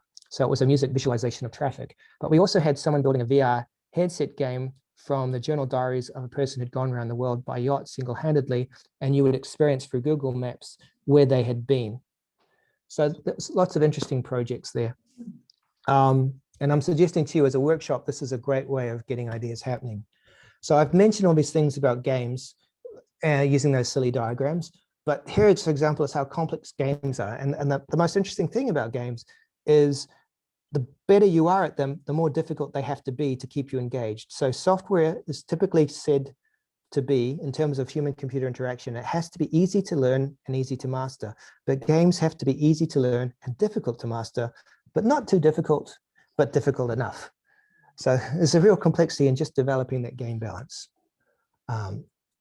The bottom right project is another one at this Italian workshop where they actually worked out how to get people interested in film archives, archival material by using QR codes on cards. So you swap the cards around, then you use your phone, the QR code will take you to the film that the clues are based on through the archive. But also with my research fellow, we developed ways of using your phone to project, say, 3D models from banknotes to tell you the history of what was on the banknote, in this case, Australian banknotes, or also speaking AR. So if you go around the bush and you see a flower, but you don't know the name in English, or say Nunga, or an indigenous name, it will find the flower for you using image recognition, and it will say the name back to you. And this paper was released, I think 2 months ago, but it's free software. It's the most interesting thing. We'll also develop ways of combining GIS material and 3D models. I won't have time to go too quickly through that. And this is I co-supervise this project of a museum collection, a classical car collection sold by the museum. It upset the local classical car society who weren't consulted. And this was an attempt to bring the museum and the classical car society together. It's panoramas and a multimedia display which can work on your laptop, or in this case, a very large screen. And you go through these different doors and you can see 360 panoramas and the car engine start, and you can hear the sound of the actual car, etc. as well. But unfortunately, the museum had sold the cars in real life to save space, etc. And this was a way of trying to memorize these important classical cars that had been donated and then sold. So I think it works some way towards facilitating that. This is an Unity environment, which actually, it's projected onto a wall, but it's a 3D game environment. And the 2 side walls are videos from the internet. So as you go through certain parts of the 3D environment, videos of Palestine as it is now are triggered. So you walk through a 1940s recreation of the Palestinian houses, but then you also see to the side what they look like now through video. And there is a simple camera tracker called the leap motion control. So you don't touch anything. You just move your hand sideways and it will actually direct you through the 3D environment. We've also used mixed reality. And the interesting thing about mixed reality, this PhD student's doing, we're no longer doing the Doifkin because unfortunately he had to go to Sydney because of costs, but we are doing 2 other ship projects. And with mixed reality, like the HoloLens, 2 different people can see the same thing, but they can see different digital things over the top. So for example, with the Doifkin, we developed a type of game where you take the actual props, the spices, etc., and then a mixed reality map appears on the floor, appears to appear on the floor, and depending on what you do, you start seeing what the other person can see. So you can share different perspectives, or you can help people go through time. And the important thing, of course, is the group work that is needed for both people to experience the whole thing. But using this technology, you can have 3 mixed reality 3D models that seem to appear on a map that floats over the floor. And using GeoJSON, etc., you can extract from this map data. Now, this sounds very complicated, but I am very hopeful that eventually this sort of cooperative, collaborative, mixed reality technology will appear on your phones. And to me, that's much more important than just having it for one person. So for example, the Smithsonian had an augmented reality project where you had to rush through all the different buildings and find things. But because people got lost, because there's so many Smithsonian Museum buildings, they actually had to start talking to other groups on different quests. And this was completely unplanned by the museum. But they found that it was a very powerful way of getting people to share things and meet more people. So the social aspect of VR and augmented reality is very powerful. This is Ian Brody, who is a photographer, but has moved into augmented mythology, he calls it. So here's a Norwegian-Australian company, and they build phone adventures. So when you go to, say, the wilds of Norway, you will start seeing trolls appear for your phone with the sound, etc. And it can all be related to exactly where you are on the map. So I'm hopeful that companies like this and screen tourism companies, because there's a huge market of people going to other places to find out about the film locations, for example, The Hobbit or Game of Thrones. But there's a huge potential to involve them in the history and heritage of the area as well. Another aspect of different types of mixed reality is as I mentioned earlier, participation. In this case, this student who, over 3 months, had just come from France for internship. She built this 3D environment which you have to climb and move things. And one person has a bandana, and underneath that bandana that they're wearing, you can see them bottom on the left, is actually a leap controller which tracks their hands. So they control the hands of this, the virtual hands of this person in the 3D environment, but their partner controls the legs, or you can alternate it. So their partner has a proper head-mounted display.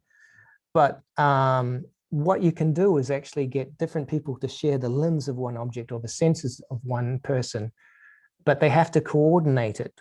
And the interesting thing, of course, with this is that they're looking at totally different things and think the other person is seeing exactly the same thing. So I think that using this, you can actually explain better different perspectives and how they could possibly work together. So I'm very interested with this sort of technology. It's not extremely expensive. The Leap controller is, I think, $50. The VR headset, unfortunately, is a lot more, $1,000 with a good computer. But we have to move past one object, one idea, one device. We have to start sharing it across many. I'm also editing a book on Assassin's Creed, which you might have heard of, with historians, with Ubisoft who make it, and with archaeologists about how they can use it in their classroom. So it's a commercial game, but you can actually create your own quests, leave your own photos, and talk to people through it as well. And there's a discovery tour for the Egyptian and the Greek one. I'm not sure about the latest one, the Viking one, but the discovery tour is completely non-violent and explains the history and the development of the game. So, but the history of what the game is simulating as well. On the top right-hand side is a calligraphy system, which you have to piece together. It's like a mystery, which could be archaeological. On the bottom right is Shadow of the Colossus, and I don't have time to explain how that can be used. But ideally, some of this entertainment technology will actually go towards historic sites as well. So in Poland and other places in Europe, they're actually having live action role-playing quests at nighttime, where people reenact these things, and they're now in the actual castles. There's also an Arabian adventure in Arabia at nighttime, but the option for using augmented reality as well for people's phones to give them an idea, to immerse them into these historical places as quests, etc., is very powerful. Okay, so I've probably spoken too long, I apologize. I believe that the early VML, virtual reality technology, had a problem because it did not really use collaboration. I believe extended reality, which is the whole spectrum of mixed reality, augmented, and virtual reality, will help make it easier for people to start developing. Gamification is really useful if it's not just trying to make a boring project sound more interesting. And I think that we have still more options with serious games and entertainment interfaces, as long as we solve the hygiene problem and the breaking down problem. But overall, I think augmented reality is probably more powerful because it allows you to personalize. It uses the real thing, so you don't have to model everything, and it's on people's phones, so it's portable. I've finished now, but I'm very happy to take some questions if there's time left. There is some time for questions. Thank you. That's fantastic. There's just so many things to think about. And it's something that you made the point that you want people to, it's best to have people interacting with exhibitions. And I think that's the way I see local studies going, wanting people to interact and have some input. And this, I mean, you presented so many options that could really help. Any questions from anyone? Any comments? Everyone's dumbfounded. I just wanted to say that you've given us some really good ideas, and I think local studies librarians always have very good ideas, but they just need the often the ways to put these into practice. So there's some really good ideas. Thank you very much for sharing. I think the other thing is the issue we have as local studies librarians working in local government is the fact that technology does get old and out of date, and you have local management spending big money on a technology that won't be as useful 4 years down the track. And I think that's what is our frustration. So it's looking at a simple technology that we can keep using within our financial framework. I agree. Can I just briefly say, I think there needs to be a move forward towards components. So no matter the VR system, the components can be put together at, say, runtime, etc. But so far, there's no accessible, easy way of doing it. But I hope there will be. So I totally agree with you. Yeah.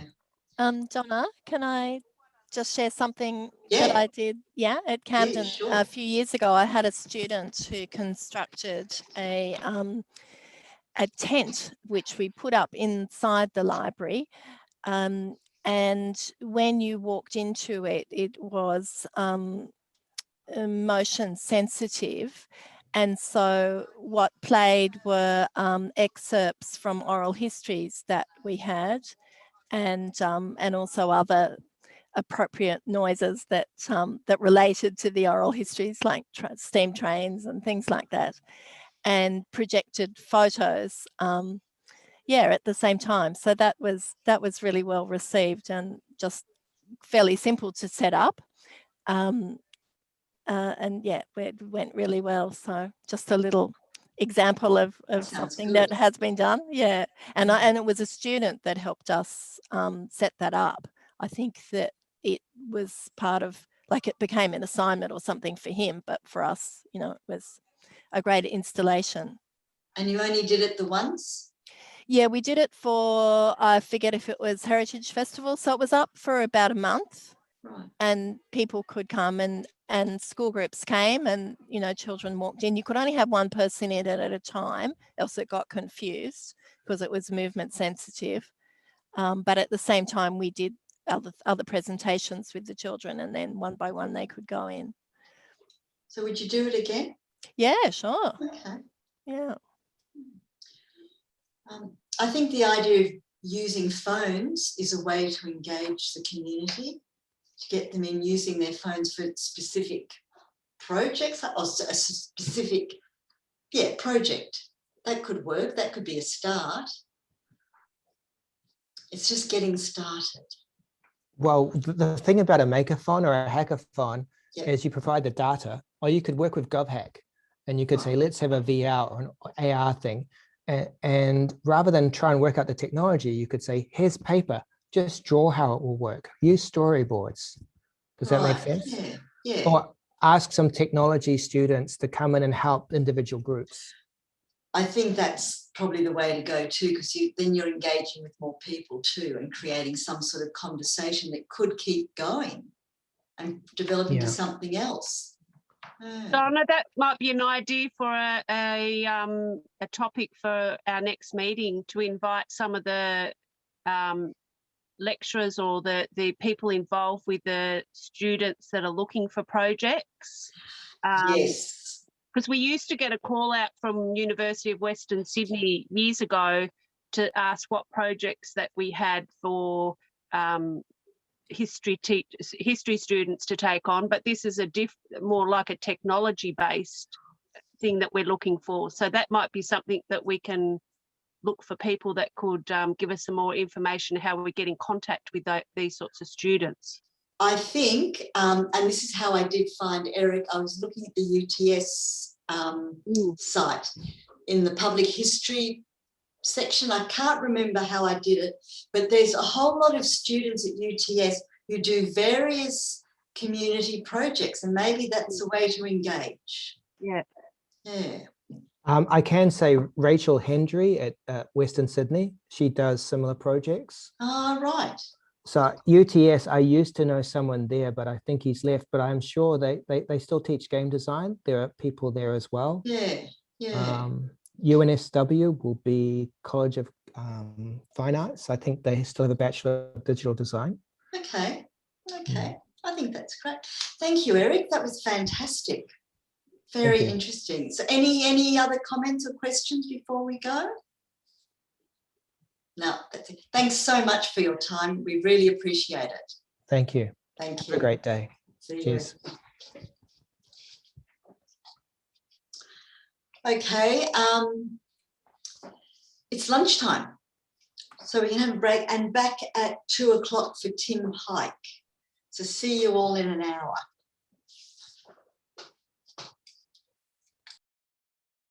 Afternoon. I think we'll just get started. So I'd like to introduce Tim Pike from Bathurst, who's going to talk about, I won't read the title out because I think we all know, but we're looking forward to hearing about this. It's very interesting.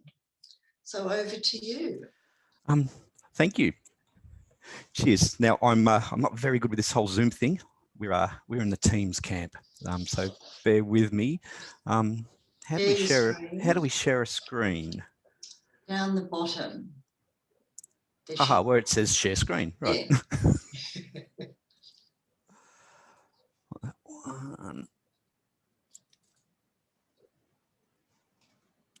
Okay, got a lovely picture up. Good. Okay, yep. Cool. So excellent. Hello, Library World and local studies people. Thank you for inviting me. This is a project that has sort of surprised us from the start, but more so recently with the number of phone calls we've been getting from library groups, especially in Southwest Sydney, wanting to work out how we've done this or how we haven't done it, so they can do their own project.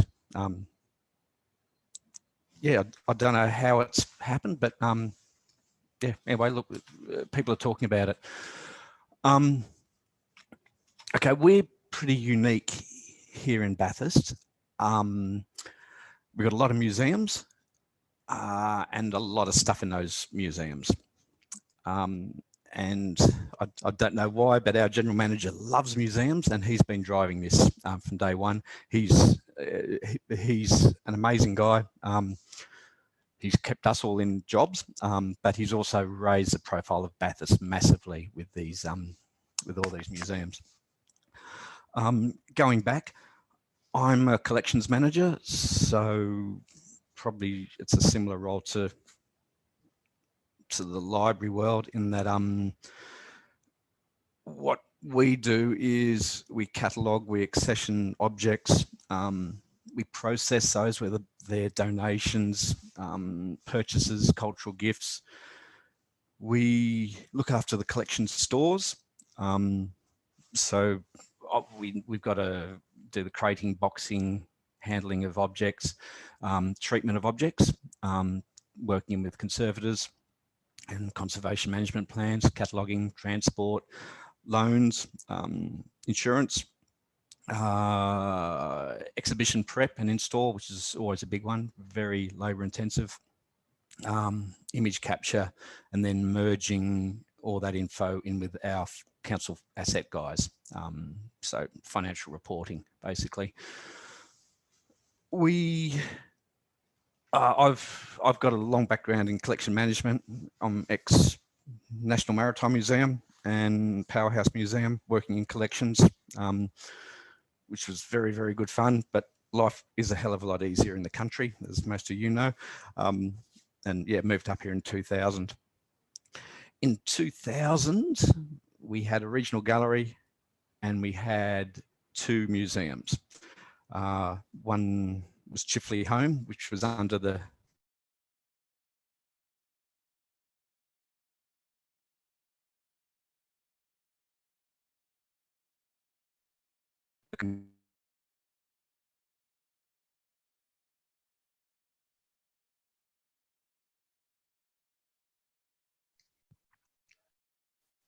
Have we lost Tim? I think it's just an issue with his internet. Okay.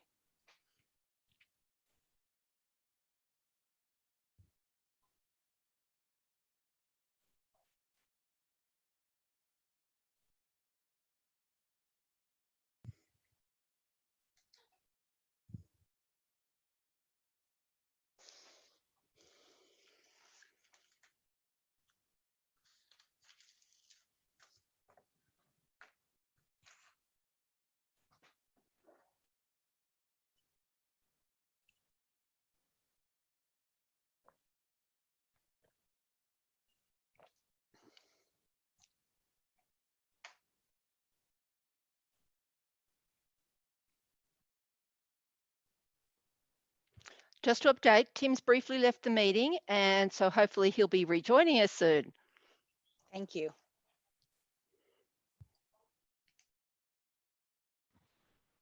Don't you love technology?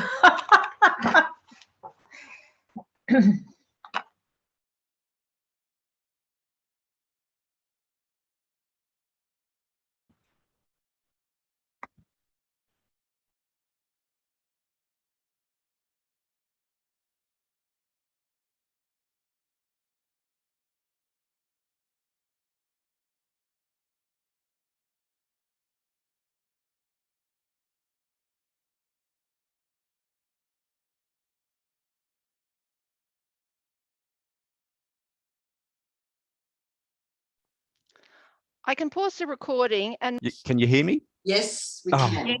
good. Sorry, everyone. Yeah, I don't know if it's the rain or what, but yeah. Anyway, look, I'll get back to the slideshow.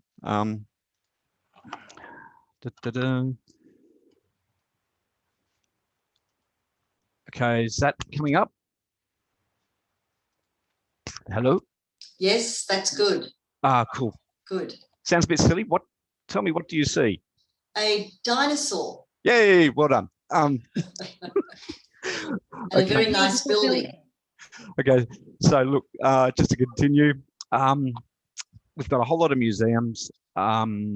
Museums unit was formed 2016 under the general manager. Since then, we've got the Rail Museum, which I showed you earlier. We've got the National Motor Racing Museum, which makes perfect sense given where we are these days, where I am, and that's the the spiritual home of Bathurst. These slides are a bit tricky, aren't they? We've got the Chipley home, then of course very famous Bathurst boy, and that's got an interp centre on the side of it. We originally had number 10, and there is. That's the original house, and then to your right of that shot is number 12, like the twin of the semi-detached. That was done as an interp, which has allowed us to put a big path, which is on the left of the screen. We've now got a small retail space, an exhibition space, an office, a prop room, and a room for video and showcases, those things that wouldn't fit in the original house. The Motor Race Museum, different story again. Like I said, it's everything you'd expect in Bathurst. It's 3 large halls built around that Bathurst 1000, the endurance race.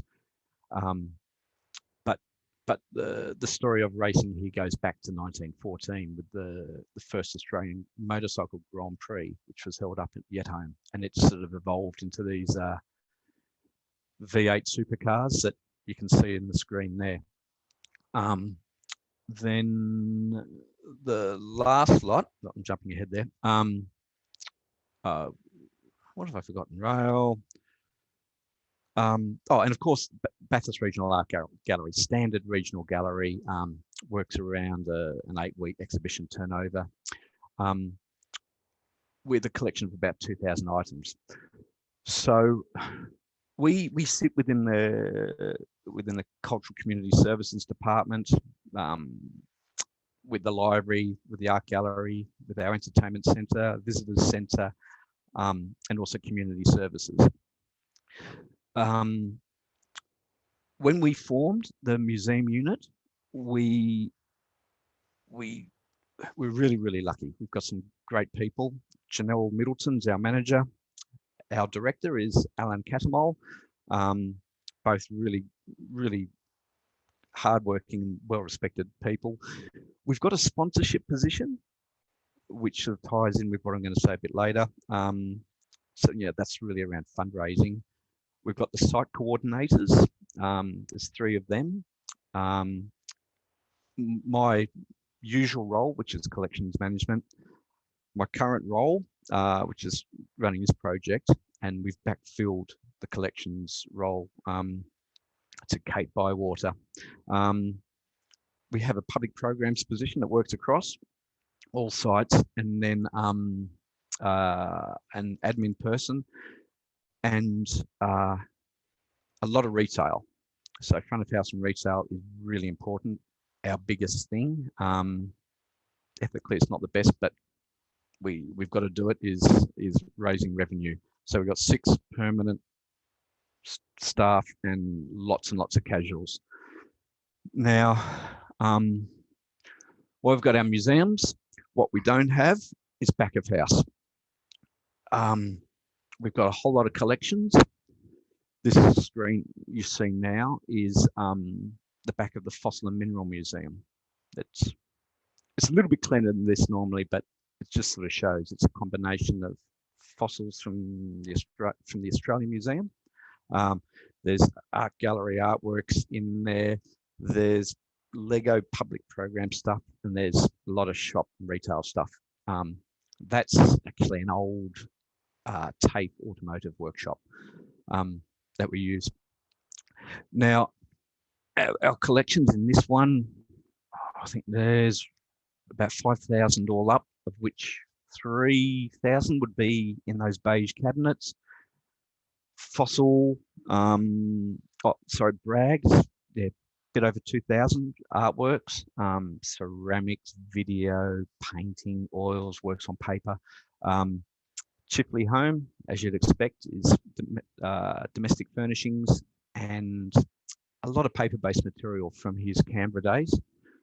Motor, while we've got the cars, there's another 4,000 items, mostly paper-based. It's got a really, really good photographic collection. Rail Museum that we saw earlier. it was built around a single object, a tennis court sized train set or model layout of the main Western railway line that goes from well, runs out to the west of the state, but it's a model of Taranah to Bathurst, and yeah, it's really impressive. Even train nuts sort of get off on that one. We've also got the School of Arts collection, which is housed in the in Bathurst Library. So that's a static collection it's on the State Asset Register. Its significance is as a complete School of Arts collection. So we've got all these items and we've got them stored in really bad conditions. So you can see that fossil mineral one. This is the art gallery object store. So this store is our best as far as space. We have no space. We've got nowhere to work.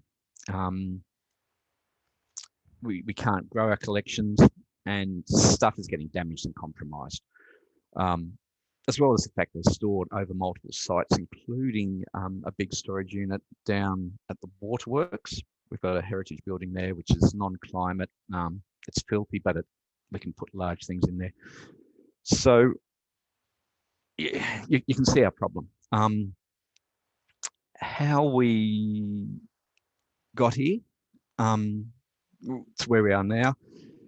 In 2001, I had a conversation with the general manager saying, we've got to sort this out. While logic would say, what on earth are you collecting for? And I've said that a million times.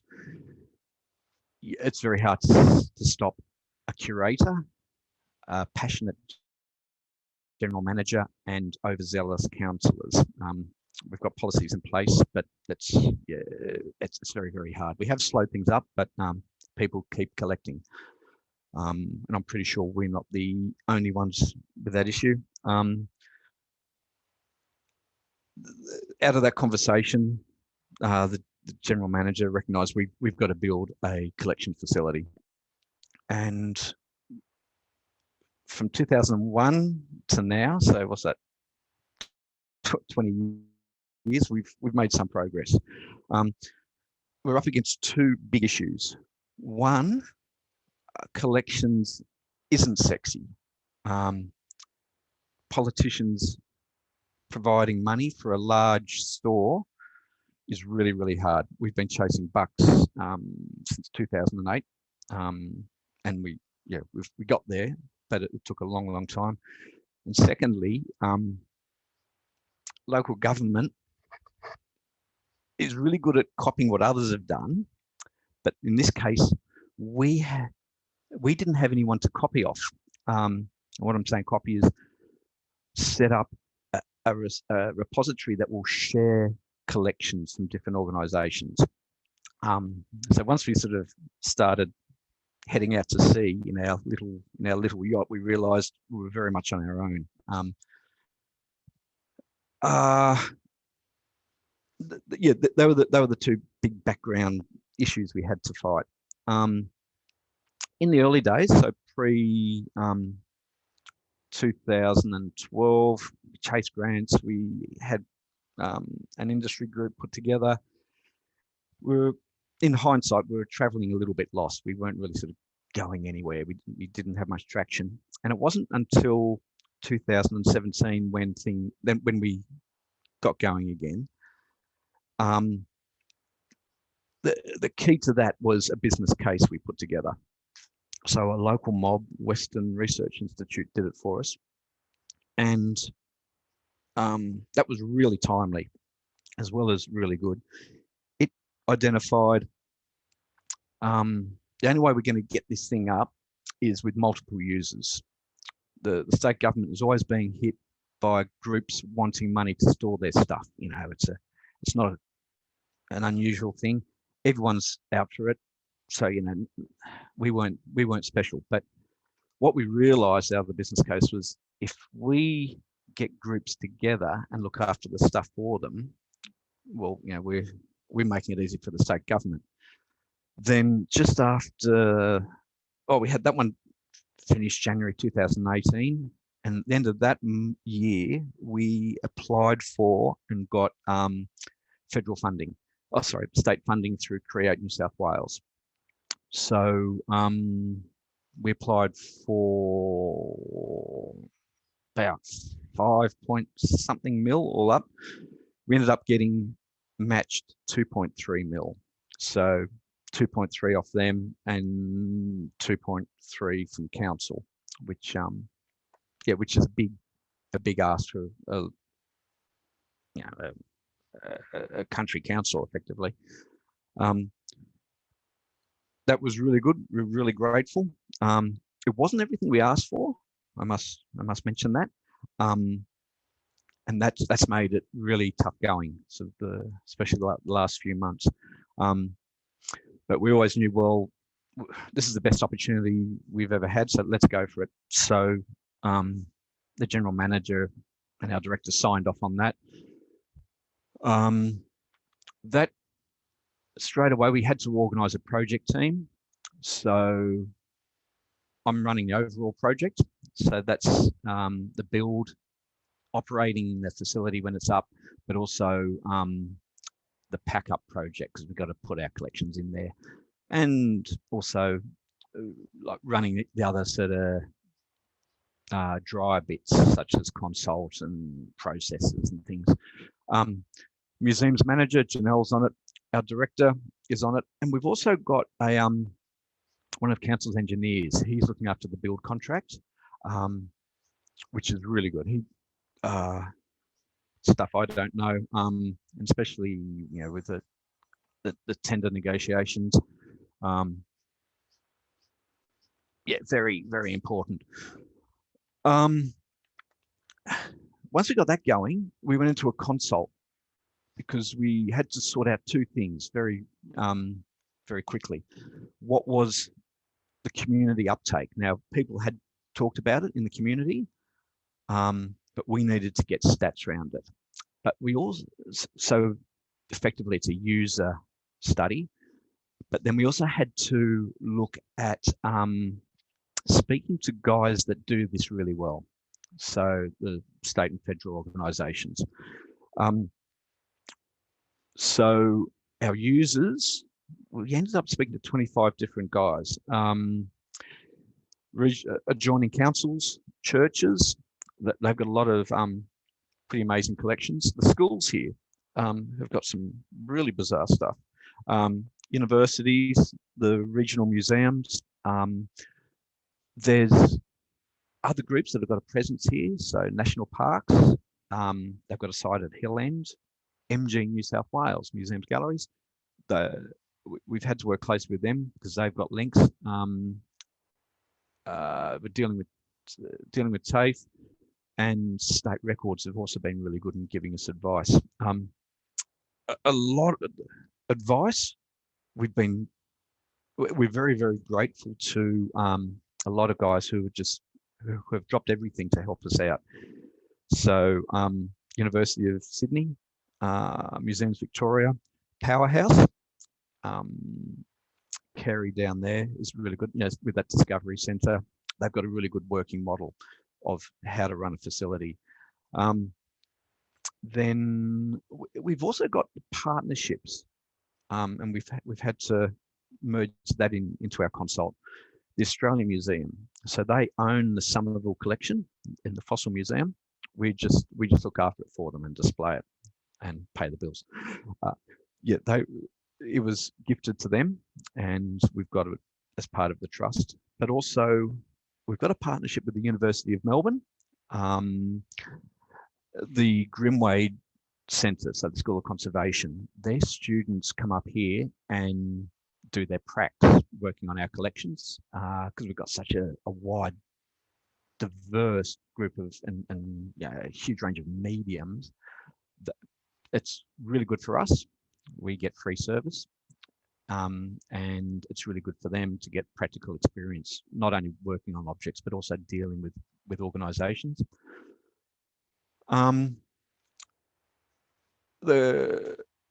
Out of that consult, we sort of worked out what we needed, and we went to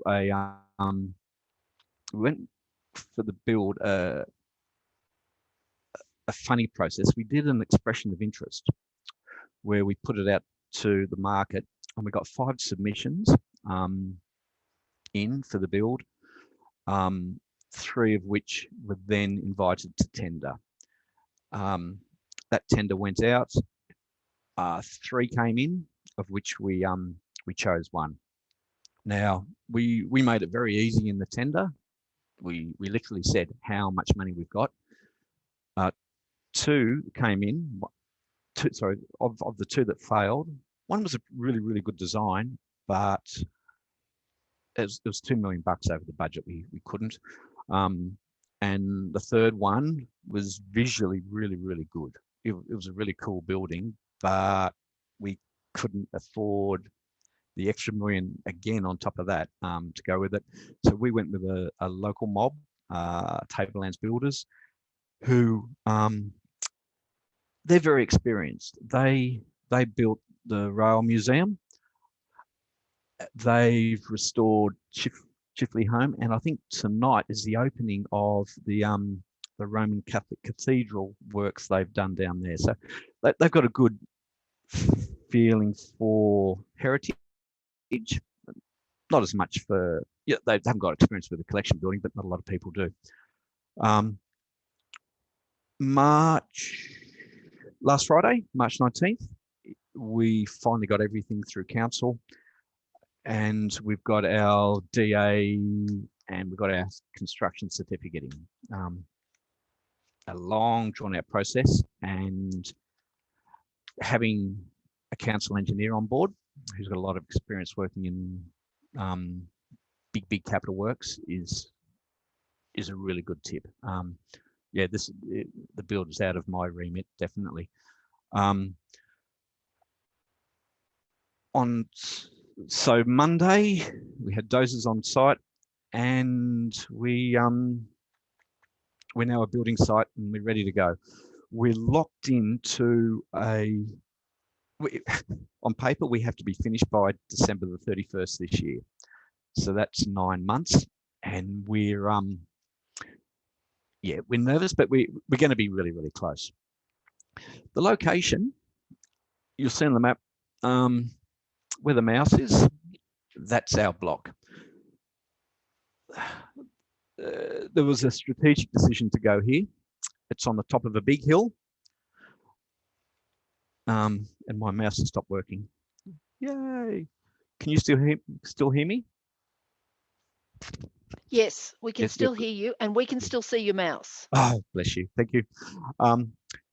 Lena Street, up there. To the north, we've got the university. Southwest is TAFE. Immediately on this side is Land and Property Information, they're really the big boys in town. You know, they're the stuff they generate. Their digital information is really handy. We've got the Motor Museum at Mount Panorama, which is down here, the race circuit. St Stanislaus College, which is like the big Catholic school, is here. Down towards the railway, you've got the Rail Museum and Chifley Home. And down in the centre of town is the Civic Centre, of course, and the Art Gallery. So again, I've got a reference to General Manager. His line was, we need partners with this. We need this to be up on the hill, up with the brainy boys. Brainy boys and girls, I should say. Please excuse me. He was not keen for it to be out in an industrial estate where it would have been cheaper to build, but yeah, he wanted to have a presence up here. And that ties in with this other thing we want to do is get other groups in on the project. So what it's going to be, from the front, large building, 2 loading docks. The one on the right is collections, the one on the left is records, and a shared space in the middle. The building is about 52 by 48, something like that. So 2,000 square meters. What that will give us, there's standard overhead, shared public parking out the front. And as you look out this wall, out those windows that we saw before, you're looking straight down onto Mount Panorama and the Motor Museum, and then the view to the south. So it's actually going to be a really cool location to be. From a working point of view, so this is the layout, which really hasn't differed too much from our original plan 2 years ago. The dark blue is that'll be 4,700 cubic meters of full climate storage. So temperature and humidity controlled, serious pest control. That's something we've learned along the way. Up here, the light blue is semi or temperature only storage. And of course, if needs be, we can turn that temperature off as well, make it a non-climate store altogether. These areas will be full of long span racking, open racking, art racking, that generic pull-out racking that most galleries have, oversized plant presses, normal plant presses, compactors, and two-door lockable cabinets. Down in the bottom area, number 13, number 12, that's our records area. So council's records section, which has got a little heritage component. They're going to share with us. We do similar stuff, and it will be nice sharing the space. We're going to share a lot of resources, especially they've got really good scanning gear. This central spine. So you got a foyer, the viewing rooms, toilets, kitchens. That's about the human beings and keeping them happy. The green number 6, so we're now getting into the collection area. This is really the key to the place.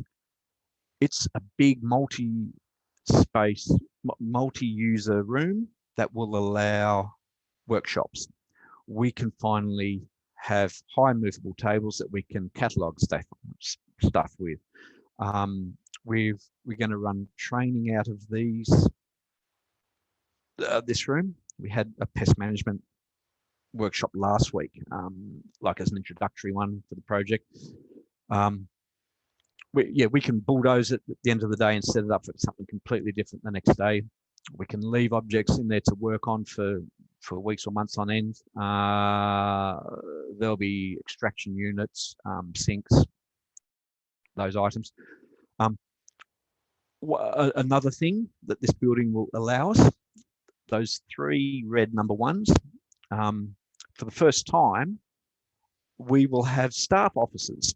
We're currently working out of a conference room. I think we've moved 7 times in the last 2 years. Our offices will be based here, and they're glass walled, they will look out into that big workspace. So we can watch groups if they want to hire that space. The twin rooms, number 11, are viewing rooms. So if groups want to come in and they need a space for an hour, a day, a week, where they can spread stuff out, photograph, research, whatever, those rooms are available. And that's a dividing wall in between. So you can have one large space, one large meeting room, or 2 smaller discrete spaces. Number 2 is photography. So one of the things we've got to get really serious about is digitization. This is a room that will allow us to photograph either a V8 supercar, a Cobb & Co coach, or a collection of stamps from the Historical Society, various scanners, and again, multi-use space. You can see that we've basically got it as a corridor running between the 2. If we've got to put up a temporary screen, fine, but we're trying to save bucks. if we've got the collections, we've got to use the collections, and digitisation is really going to help us with access. Number 16 is that's a pest treatment room. At times will be nothing, at other times it'll be full, but it gives us a place for when things come in, we can treat them. All our collections, we've discovered, need some form of treatment. As I said, stuff at the waterworks, that's filthy, there's bugs down there. So we've really got to have systems set up for when things come in, they're inspected and treated for carpet beetle, cigarette beetle, silverfish, those things. Part of that is there's like a little sub-project going to go on where we'll either zero oxygen or freeze stuff as it's moved in the big move early next year. And then finally, number 9 is the dock, enclosed, large enclosed dock, which every building needs, because we're going to need forklifts, pallet racking, materials are going to have to be stored, things like that. So again, that's that door on the right. Interior height, we did have to lower. Remember I said we didn't get all the money we wanted. So I think in the corners, about 4.8 meters, running up to about 6.5 meters in the middle, which is good. We can drop in mezzanines later on. Now, while it's going to fix our problem with storage, we're looking at others using it, sharing it. So records are in, we've got that sorted, but also the Historical Society, who they do a lot of our heavy lifting with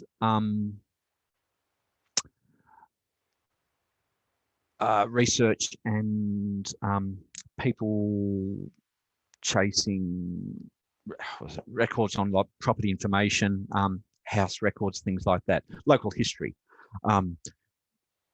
While they're going to keep their museum down at the courthouse, we're going to be putting their collections in here. They're currently stored down by the river in a pretty shabby shed, so they're coming in.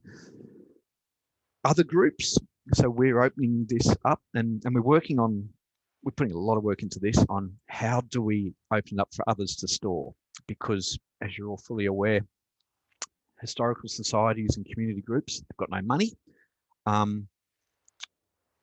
For them, we're looking at pushing community subsidies, so Section 356, and running it that way, where we can get a revenue through the finance guys, but on paper, council's underwriting their involvement. There's also other grants if people want to pursue that. We're pushing private lenders, under the Superannuation Act now. If you've got super tied up in assets, it now has to be stored in a repository. We can provide that for a small fee. We know this is going to cost money, but we have to make money. So storage is one of those revenues. The workshops, we know we've got interest out of Sydney guys, conservators and educators and curators coming down running workshops. We can turn a buck with that.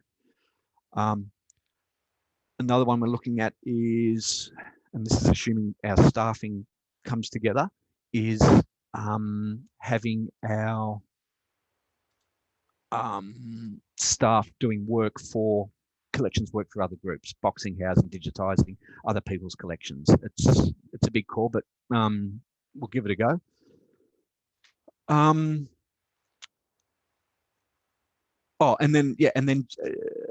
Just horrible spaces. The photography workshop can be gutted in half a day. There's a rentable space. The green workshop can be hired, and the viewing rooms. So we might be able to scratch a few dollars together with that one. Underpinning these is these other sub projects. so we've got the collections pack up.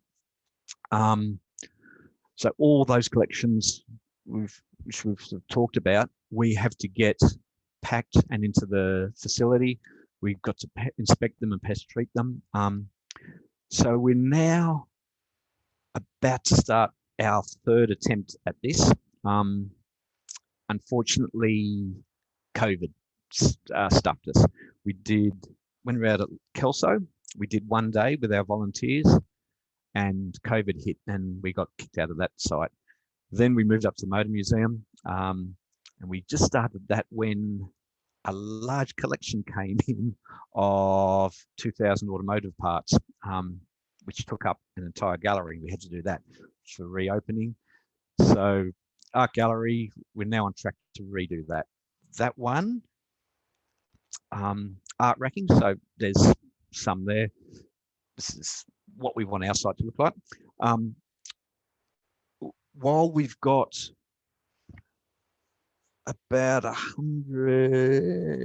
about 66 art racks, like double-sided and in pairs, so it's 120. White Rabbit Gallery threw theirs out after only using them for a couple of years. We've got those effectively brand new that we're servicing and putting in. But our art gallery, which uses an identical system, we need to get that system, and it's a big thing. You can see the overhead rails and you've got the frame around it. We've got to take our artworks off, move them into a public meeting room once they're after packing them and after we've set up temporary racking in that meeting room. The builders will then come in, take those art racks down. They're taking them off to Blaney to service and clean up, and then they will be installed in the new facility along with the White Rabbit racking. It sounds convoluted, but we can't afford to buy two systems because you're looking at the best part of 200 grand a set. We then relocate that packed art gallery collection back into the empty art gallery store where it will sit from August to January, and then we will move that collection in, and that'll be our first move in. Probably School of Arts will be our second pack, and that's a pretty easy one, and we're looking forward to working with our library guys on that, and followed by Fossil Mineral, and then the others will just come in at leisure. We've deliberately changed our tack on this. It's not dire. We don't have to do this in one go. We've realised, we haven't got the staff and the money. Let's just take it slowly, and we're going to use volunteers. Hopefully, they're still around after we sack them after their one day's work at Lee Street. Pest treatment, that's a pretty big one, like inspection and treatment. But we've started working closely with Alex Roach from Modified Atmospheres. He's really good. Recommend him to anyone. On our site, we're looking at future expansion. So again, this is all about revenues. So the site we're on continues down the bottom here towards the university. It's massive. No one else on council is interested in using it. We've been negotiating with state collecting agencies about, instead of them pouring huge amounts of cash into city property prices, build here. We're a hell of a lot cheaper. Naturally, it's harder. They've got to transport and work out, shuttle runs every couple of weeks, what have you. But we could either add 2 bays on the end, which gives you 16 by 50 square meters. You could put a smaller standalone shed down here, or if you wanted to, you could build something 2 or 3 times the size of what we're building down the bottom here. That's another one we're pushing out there. Thankfully, the guys above me are doing the work on that. The last one is barcoding. So we use KEMU. We finally got everything shifted across into that a little while ago, and Kate who's on collections, yeah, she's doing a great job getting on top of that. We have struggled getting council support to work with that, so we're probably going to go to an online hosting in the new year. Yeah, assuming budgets, the budget process goes our way, but we sort of need to do that. We need to get that in place, and then once we've got that going, the facility is we're able to move into a facility that allows everything to be barcoded. So that's every item, every temporary holder, and every location in the facility. But that one, we're going to get to. So that's the powerhouse. I think iStore maybe. That's where we want to get to. We want a clean, safe, secure facility, but also we want one where we've got really good systems. So yeah, behind the scenes, working on our protocols and how we're going to stop people going in and out and how we get our workflows. That's probably our biggest thing. And that's the site. That was day one of excavation on Monday, and then the rain came, so it all stopped. But we got two very nice, pretty excavators up there. I think that's about it. Any quick questions?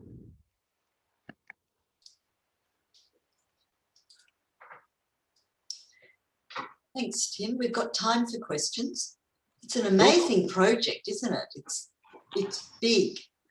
Yeah, look, it's really big. I think we had to do this because we had to go big because we have got so many museums. You know, we've got more than any other smaller council. I don't think Wollongong and Newcastle have got as many. Their councils have got as many museums as us.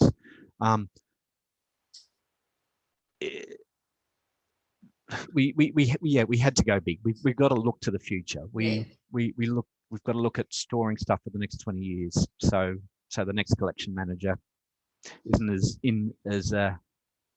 as much of a state as I am now.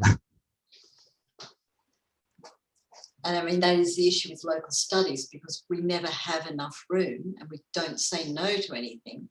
So space is a huge problem. Yeah. And safe, secure, archivally preserved space is a problem. Any questions for Tim? Tim, this is Angela at Ryde. Is there any kind of push to make a bigger reading room area so that it's not only storage, but it's a place that people can come to, and it can be more of a reading room? Okay. So we're addressing that partially with those two smaller reading rooms. They're not massive, but with our budget thing, this is what we're stuck with. There's no reason why we can't use this the workroom, number 6. There's no reason why people can't sit up in there either, if they want to go through, spread stuff out. But yeah, we've sort of had to, we have had to have some limits. The other thing also is records. If they often, in their current location, which floods, they often have people coming in and viewing stuff. So they will have desks in there as well. And our staff officers can also double up if those staff are away. We couldn't be all things to everyone, but this will get us out of trouble. And also, going off the amount of requests we get for groups to come in, so the art gallery's probably got the highest demand. We would currently be lucky to get one every 2 months. Yeah, which isn't yeah, not huge, but of course, once we build this, things are going to change, and hopefully more people put pressure on us to build bigger viewing areas. Yeah, okay, thank you. How many staff will you have working there? Okay, so sorry, you've got to use the fingers. Old school. Museum manager, public programs, our sponsorship. God willing, 2 collection staff, front of house, so it's 7 in collections, and then records has 4, occasionally 5. But we can squeeze more people in. The top area here can be adapted into an office down the track, and the other thing, but don't you dare tell our records section, as records are digitized, naturally the hard copies will disappear. So we've built it so number 13 can be assimilated for museum collections, or who knows, they might assimilate us. But yeah, we could move into there if they digitize, and also we don't know what other facilities will come up down the track. When you say disappear, what do you mean? Oh, well, as records are digitized, they will then dispose of things such as finance records or property stuff. So the hard copy records will be destroyed, and then they go digital basically. Yeah. Which means, of course, real estate frees up. Yeah. So I think to answer that question was something like, was it 11 people on a daily basis, plus volunteers. Where do you get your volunteers? From the volunteer shop. Anywhere. No. Whoever. We're pretty lucky. The town's got a very good volunteer base. Museums always attract those volunteers anyway. So we got that draw. The Historical Society has always had a really strong group, looking after research queries. Some of those want to come in with us. That's not a problem. Probably the tough one for that is volunteers tend to be older. We will have a need for people that are very agile, like moving and transporting large things. Comes with some conditions, but it's never been a problem to get volleys. Okay, well, I'm very envious of this building. Excuse me, Tim. Yes. Now, I just have a question. Community museums and their keepers are known for rabidly protecting their patch and their collections. What, how are you going to balance their need for access and ownership with the sort of security protocols that you're talking about? Have you? Yes. It's a very political sort of a thing that you're moving into, where these groups are going. They'll walk into your museum one day and they'll just expect to say, "Oh, I'm doing a talk down the road and I want to take out such and such to the school for a talk," and will you say no, or what are the sort of things that you've got in place? Okay, so it's all going to work around a booking system. Someone walking in at short notice saying, "I need to get our pallet down from the back of the store in 20 minutes because I've got this talk. We would pull out a contract saying, guys, in the contract, remember we agreed we need a couple of days notice. Yeah. So we will have contracts in place. We need to. I can't see it working otherwise. Right. The collection areas. So really, this wall here, where my mouse is, that's our real barrier. Sorry, Tim, I'll have to get you to reshare because I unshared so we could see you answering your questions. My apologies. Sorry. So that line, you can see that? Not yet. Not yet. Oh, what's it doing? No. How's that? Okay, that's better. good. Yeah, so that line there is really, that's checkpoint Charlie. Yep. Because we're going to have, the Australian Museum, who naturally will be territorial of their stuff.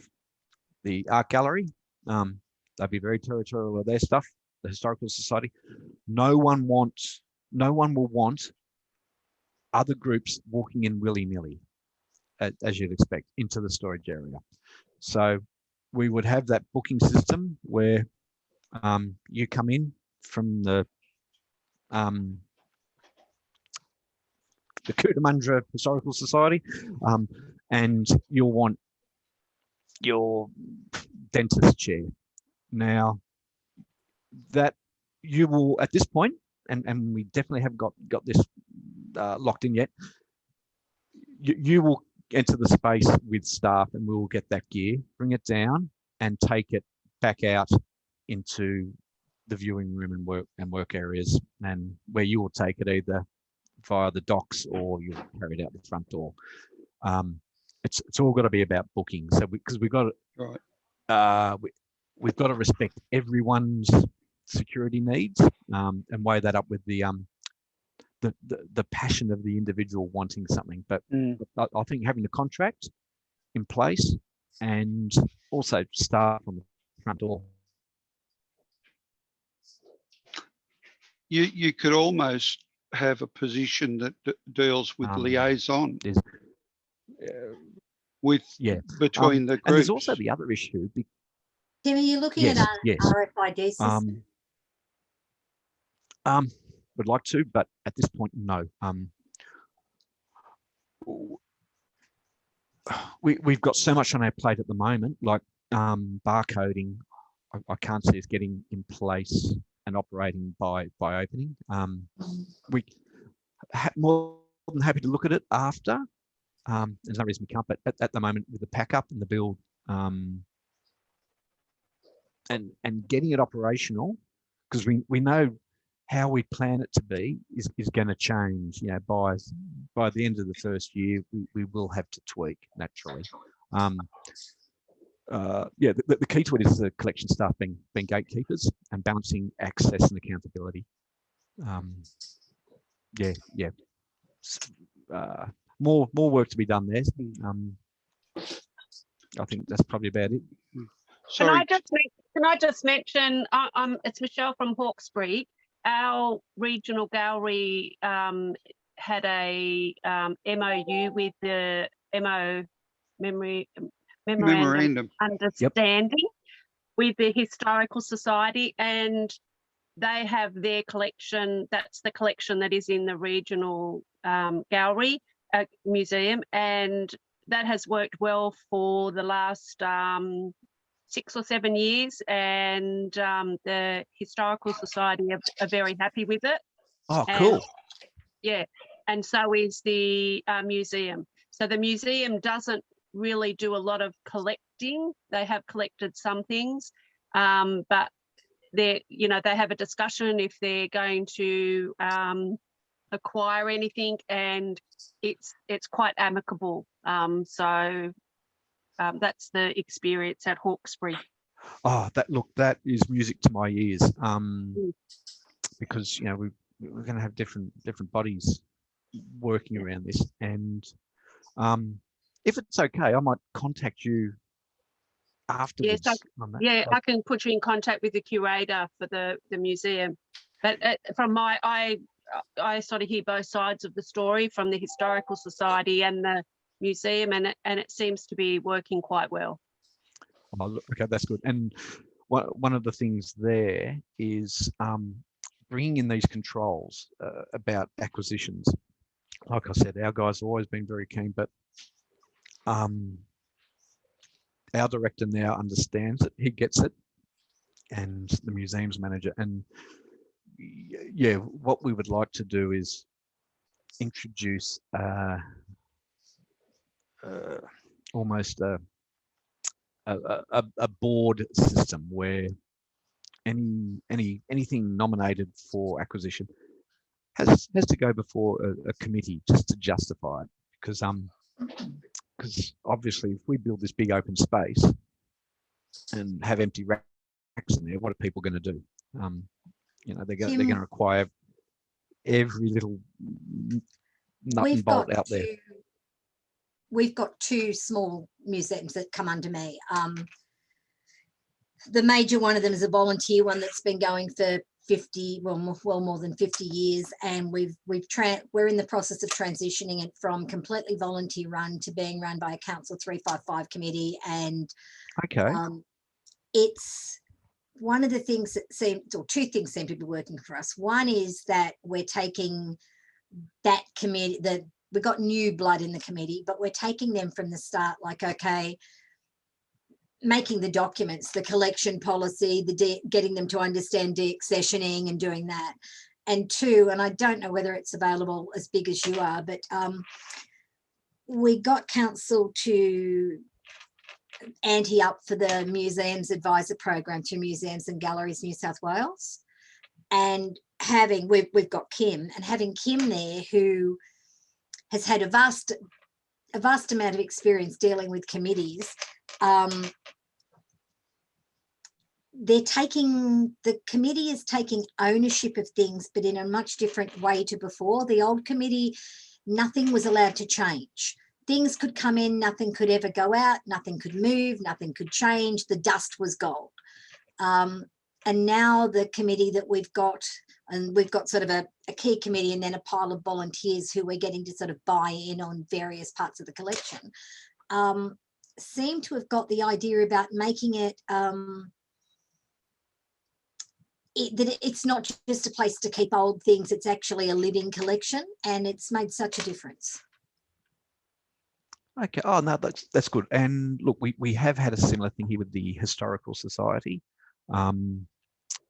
As part of their pack up, well, the first thing they've done is had a huge deaccessioning program.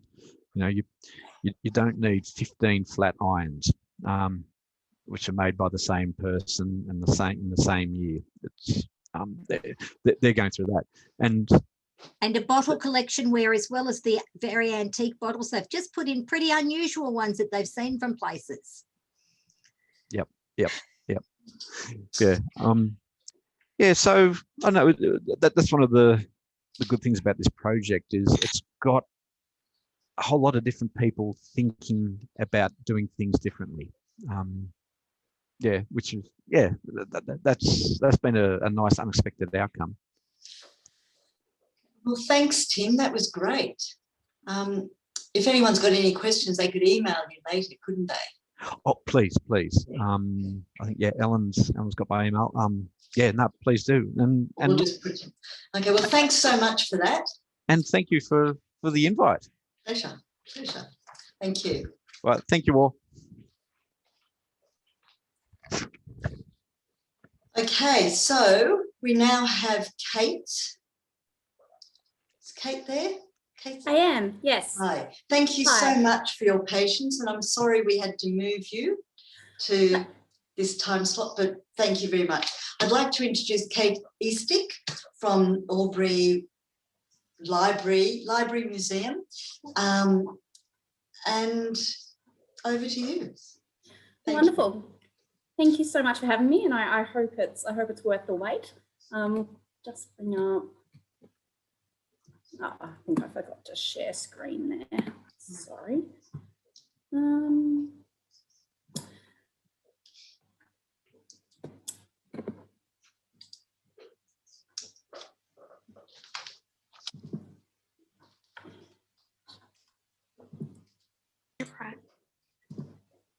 we go. Has everyone got the PowerPoint there? That's great.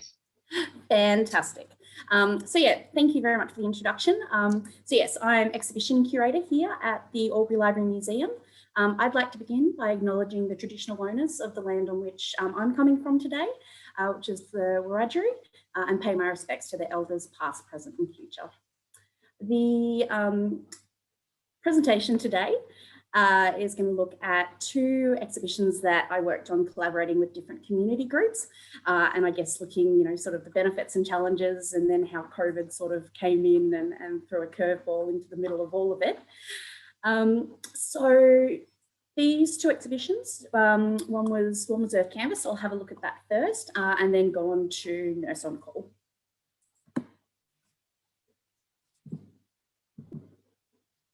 All right, so Earth Canvas is also the name of the regional collective that this project worked with. They are a group of regenerative farmers in southern New South Wales. They were very focused on, or you know, their guiding principles are about linking artists with regenerative farmers, and that's about, through art, demonstrating, you know, the creativity of these regenerative farmers and their different approach in how they're, you know, producing food and fibre in a way that's, it's a step beyond regenerative agriculture, and sustainable agriculture, and I'll give you a really quick rundown on what regenerative agriculture means as well. But yeah, so it's about using art to communicate what these farmers are doing on their properties. So they have a range of programs. They run a writers' festival and on-farm events. And then in 2019, they developed a program of artist residencies. And so 6 contemporary landscape artists completed these residencies at 6 regenerative farms. And so these are located between the Murray and the Murrumbidgee rivers in southern New South Wales. And you know, the properties are absolutely gorgeous. We have an image here of Sydney-based artist Idris Murphy, who's working on site. And then the idea was that these resulting exhibitions would then form the basis of this exhibition. So here's a picture that I took at one of the open days, which is artist Jenny Bell. Yeah, and her extraordinary work, which was, as you can tell from the image, a very sizable work. And this was, yeah, presented in this large industrial shed. So it was curatorially, from a curatorial perspective, it was quite interesting how you take, you know, you take something that's so connected to a sense of place and then try not to lose that when you bring that into the gallery space. For those who aren't aware, regenerative agriculture, as it sort of says on the tin, is about actually regenerating the land through the farming practices. So there's quite a few practices and philosophies that will come under the banner of regenerative agriculture. That as we see there, you know, it's about building healthy landscape, utilising that natural energies, so photosynthesis, you know, and maximising how water is used in the landscape. We had 2 main practices that were mentioned in this exhibition. That was holistic management, which is a decision-making process, and it's a framework which helps farmers adapt to these natural ecological system processes. So they're you know, the water cycle, which is self-explanatory, the mineral cycle, so that's how elements cycle through, you know, living organisms, soil, water, soil, energy flow, which is that photosynthesis, how we convert energy from the sun, and community dynamics, which is the relationship between the different organisms in an ecosystem. So a big part of that, you've got a nice image here of some very happy cows at Mount Narranara, which is a property near Holbrook.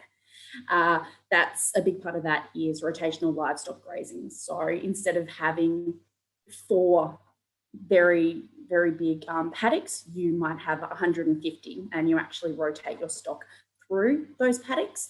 And, you know, the idea is that by the time your livestock have come round to that first paddock again, it's actually had a chance to restore itself, and there's enough feed for the animals to eat without having to bring in, you know, any supplementary feed.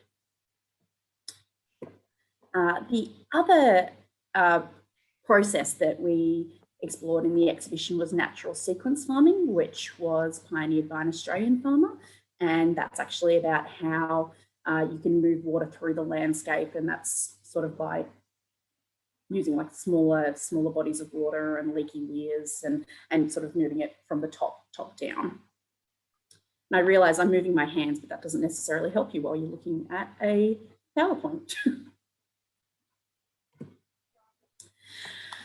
So I guess, you know, looking at this community project, you know, there were some challenges, and I think that there always are when you're working with community groups, but also benefits as well. One of the first ones, of course, mentioning that this is in the time of COVID.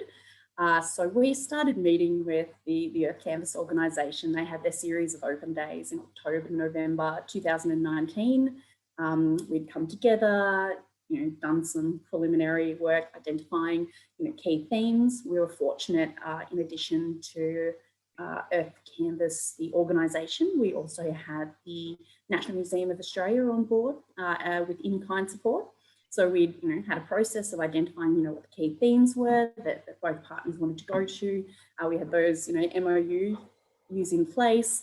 And so early March, I jetted off to Peru, leading it to the project manager to sort of schedule these interviews and on-farm site visits that I was hoping to do when I got back, and of course ended up coming back early and isolating, and then suddenly discovering Zoom as a platform. So that was really in those early days of the pandemic.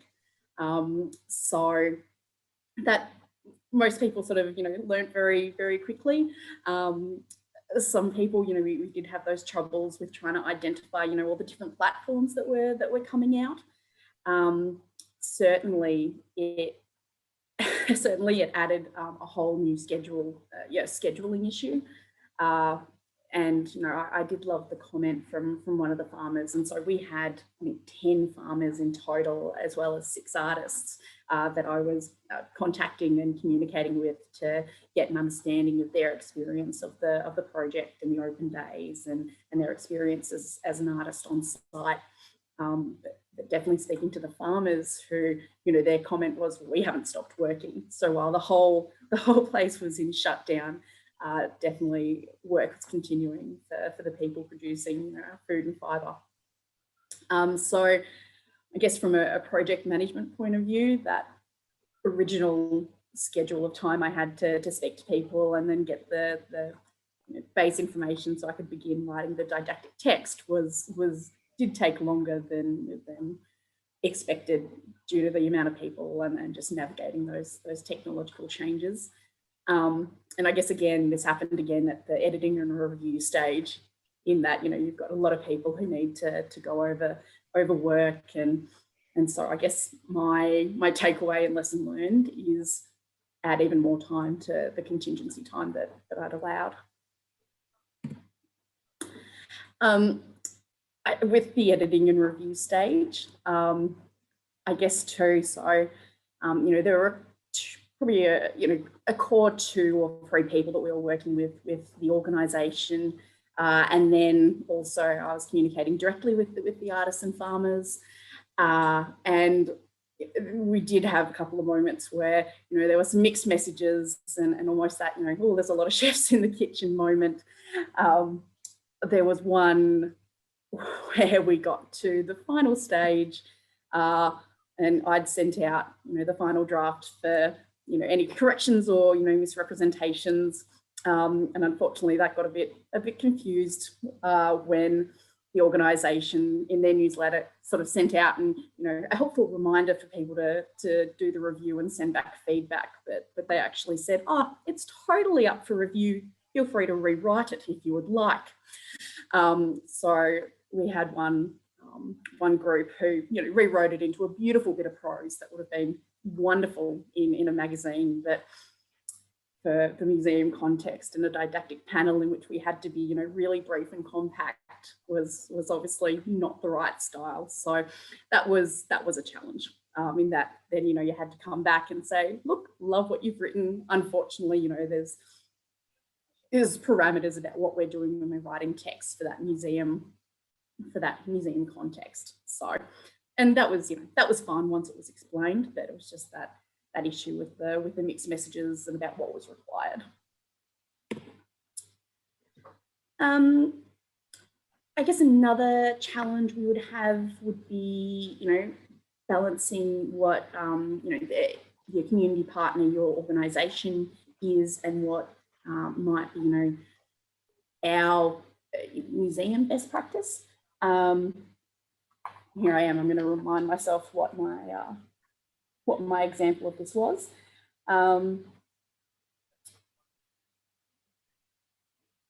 Yeah. Okay. So this one was quite an important one. So, and I think it's a really good example of how, you know, these conversations can come about when you're working with community groups. So many of the farmers, in fact, I think all of them, and several of the artists had identified that there were strong links between current regenerative agricultural practices and forms of Indigenous land management.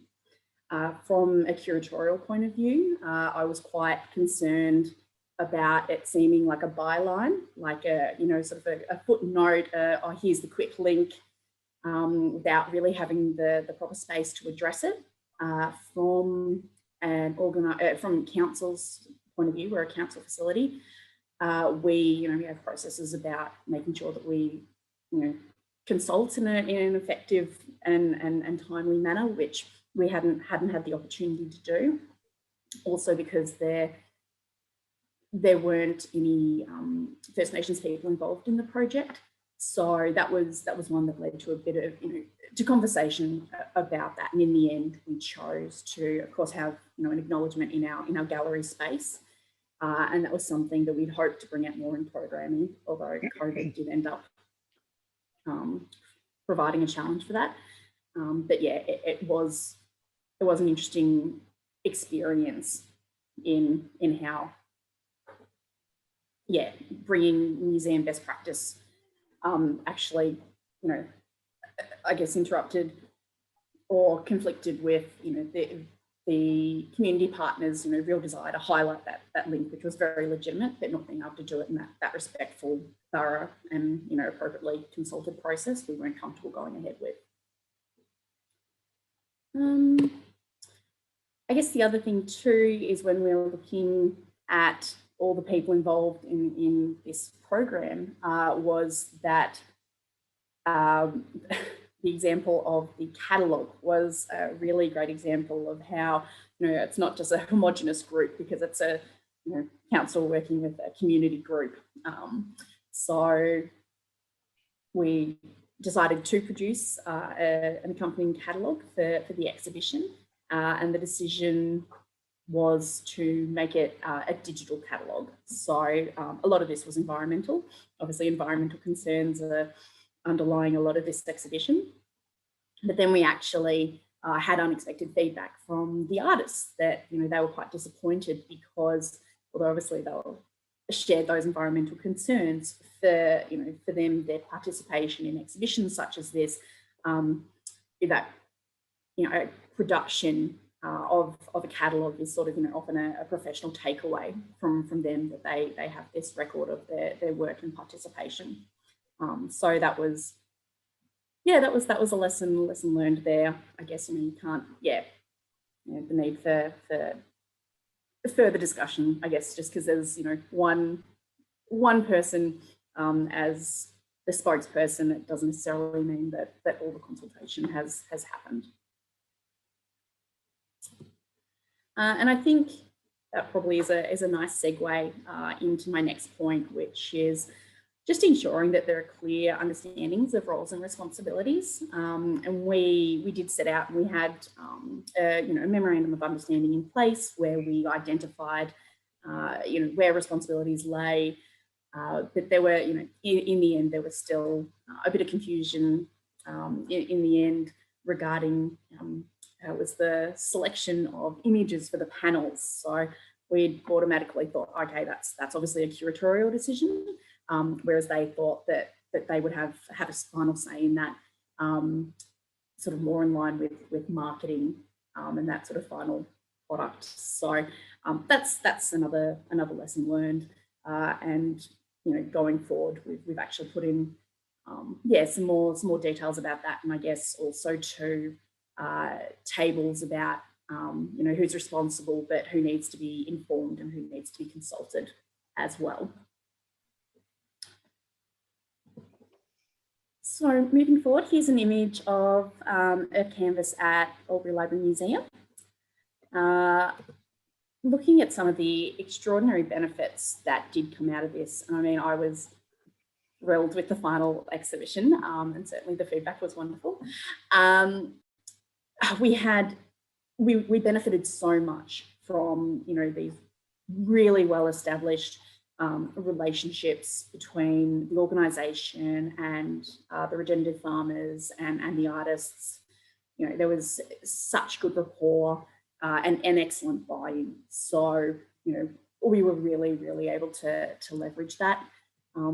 From a curatorial point of view, it was fantastic in that they were expecting my call. I didn't have to sort of do a lot of that, coming in introduction. They were expecting the call, and again, I guess buying that buy-in and willingness to participate in the project was great. Obviously, so I did make clear to people when I was starting this project, not a farmer. In fact, I relocated from Melbourne in October 2019. So my knowledge of agriculture and regenerative agriculture was pretty thin on the ground, much improved now. But certainly being able to work with that community organisation and having that knowledge and that technical knowledge just so quickly accessible was really fantastic. And again, just leveraging that wonderful partnership. As part of the residencies, which included in the series of open days, the whole process had been documented by Tony Knott, who a member of the Earth Canvas organisation, who was a photographer and videographer, and that from a curatorial point of view was wonderful, because we were able to access this supplementary material to really give additional life to the exhibition. And you may be able to see there on our panels, we were able to utilise those really beautiful property photos that Tony took.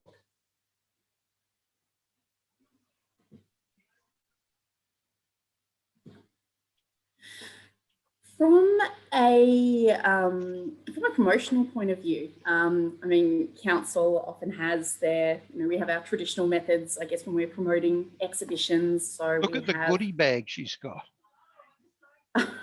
Which one's there?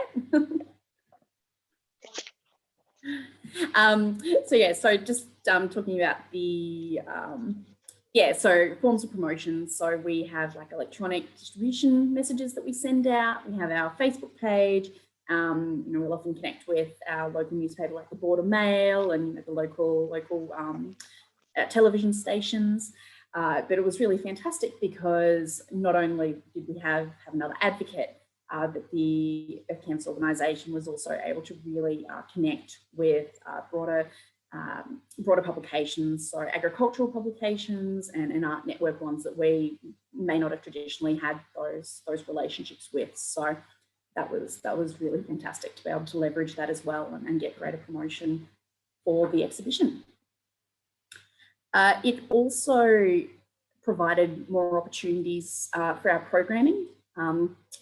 Unfortunately, of course, because of COVID and the restrictions and I guess the change of restrictions, we were limited in some of the events we did have planned. On one hand, though, that really encouraged us to go online, and that was actually a really positive thing.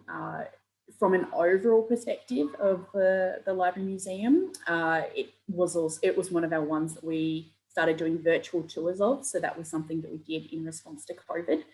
And in regards to our exhibition programming, so we put our launch online, and we also put our panel discussion online that we had with farmers and farmers and the artists, and looking at different aspects of the exhibition, you know, and the regenerative agricultural practice and the artistic response.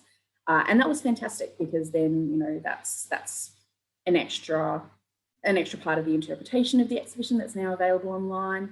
And it also meant that we were able to navigate that issue about people, you know, not being able to get here because of state border closures, but also people who may not have been able to, you know, make the time to come and travel to Albury, but they were able to come online. So it was fantastic to be able to broaden our horizon by really embracing those online opportunities. It also, true in regards to the physical events. So Earth Camps, the organisation, were really great and spearheaded some on-site events. So on the properties of the different participating regenerative farmers, and bringing navigate, I guess, coordinating the different farmers and artists to come on site and respond and have Q&As in the space. And we, as the organisation, I guess we were able to focus more on like our educational tours and packages, and offering a curatorial perspective through tours. So it's just really great to be able to utilise, you know, both organisations' capacity to offer a really, you know, full interpretation and programming attached to the exhibition. And the other thing that I would highlight was, because we had that community, you know, such community buy-in, it was really clear that there was community support for this process. So we've actually, we were fortunate to receive Visions funding for the development of this exhibition, and we've also been fortunate to receive funding to tour the exhibitions. So this one actually just opened in Swan Hill on Friday, which is the first stop on its tour. We've got about 7 galleries in 4 states and territories. And they'll be finishing up at the National Museum of Australia in, I think it's August next year. So that's really, really exciting for us. The other one I wanted to quickly talk about was Nurse on Call. So this is a digital exhibition that I worked with Anna, who was the manager of the library at Albury Wodonga Health. Those who aren't familiar, we actually have quite a unique situation here, that we've got a health service that covers both Albury and Wodonga, so it crosses the two the 2 states.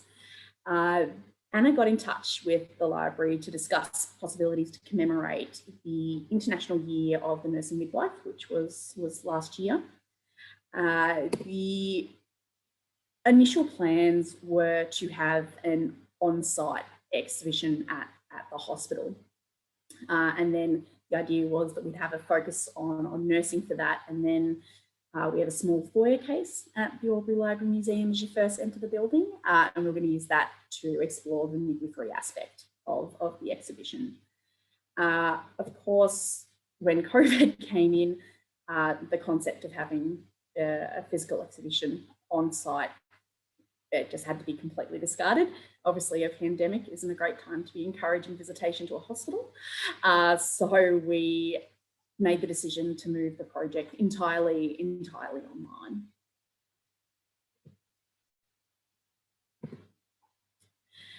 So part of that, the initial discussions between Anna and I, we'd identified physical objects that had been part of earlier celebrations of the hospital. So I think it was in about 2011.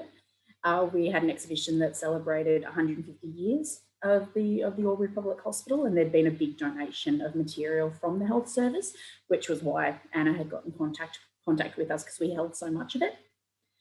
So when she'd, already started exploring some options for some different tools and all those, wonderful bits of medical equipment that often, leave us in awe or horror.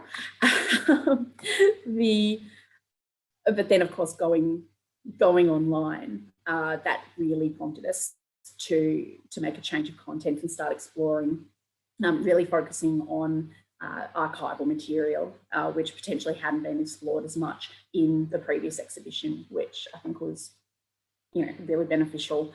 And also it meant that because she's in the library, her material and contributions as well, that was more archival based as well.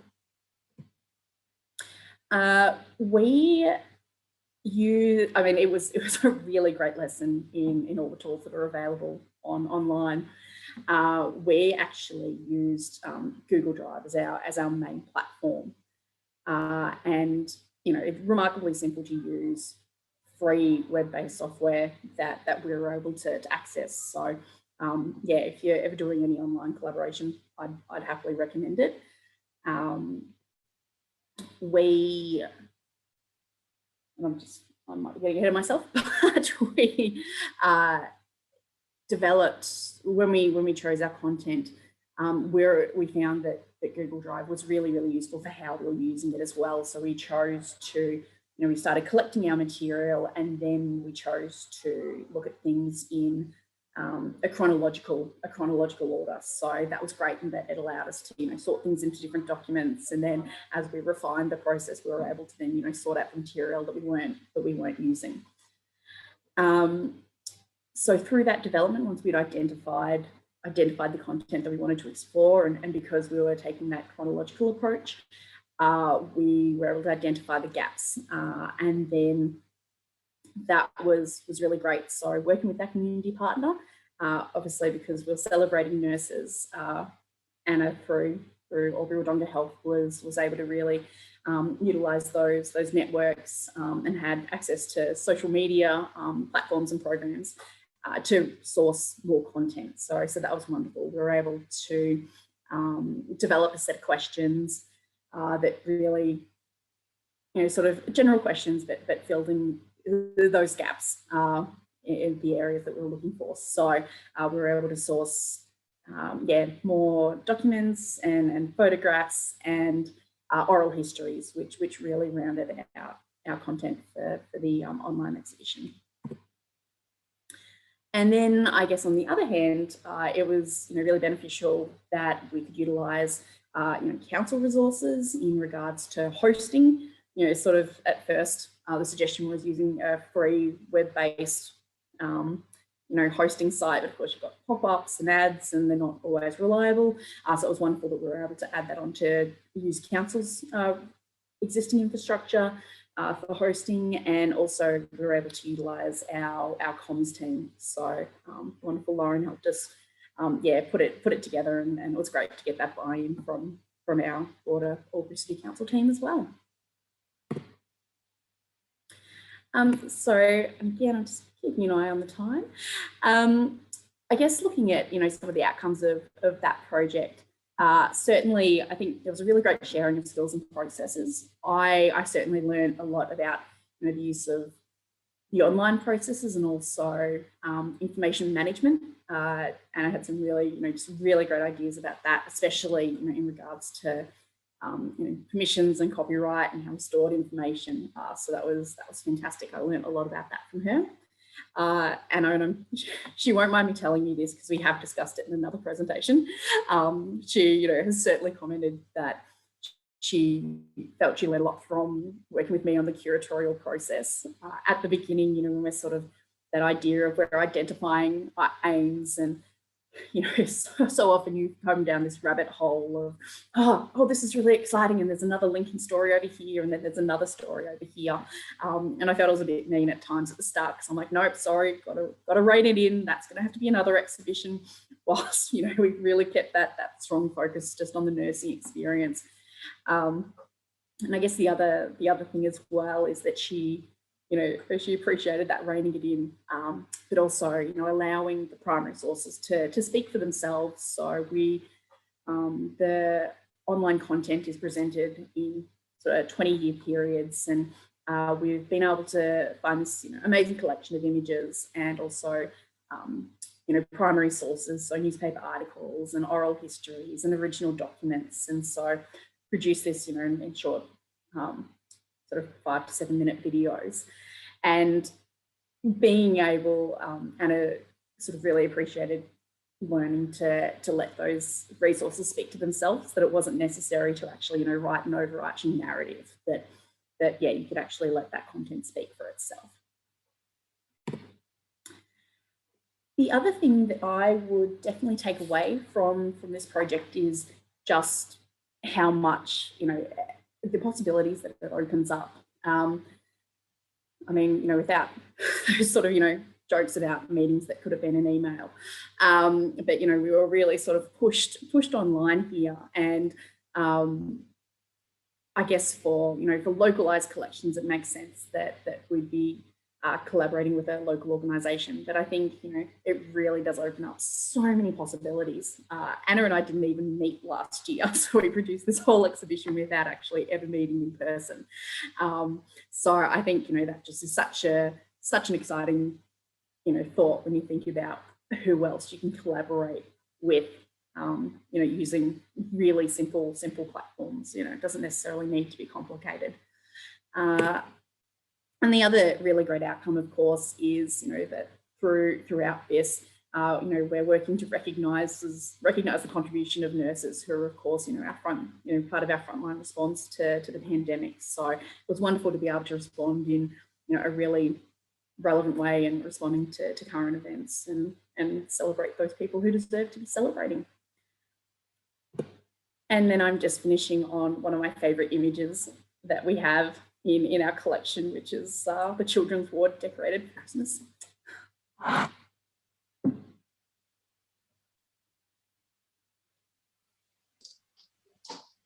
That's a great image, isn't it? It's gorgeous. It's just gorgeous. Like, yeah, I mean, we're fortunate that we've got such a lovely collection of images, and then we were able to we actually sourced more through that process of connecting through social media and different networks, and we did we have sort of commented some of them are just iPhone photos, because they're still of people's pictures that are hanging on proud parents' walls of nurses graduating and events like that. But yeah, it's a really great way to be able to explore these images and bring them to life.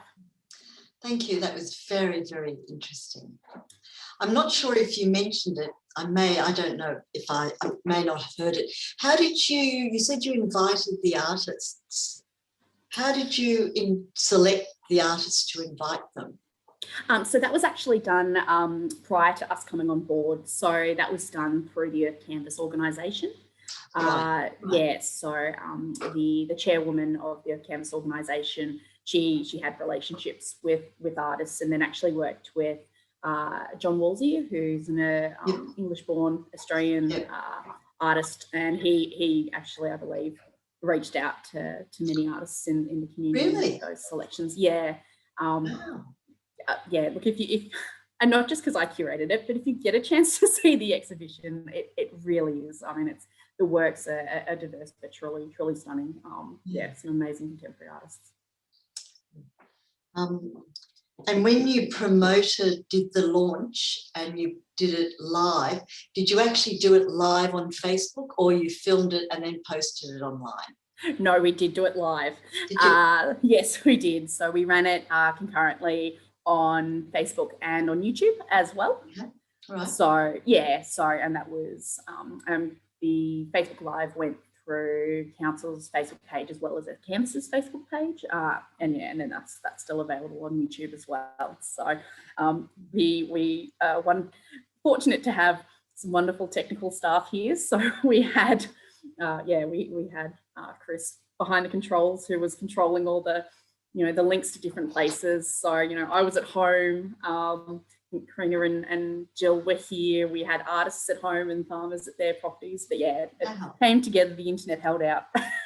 And is it still online? It is actually, absolutely. So you can actually, you can search online and find that launch video and the panel discussion as well. Okay, great. Great. Now that's fascinating. Anyone got any questions or comments?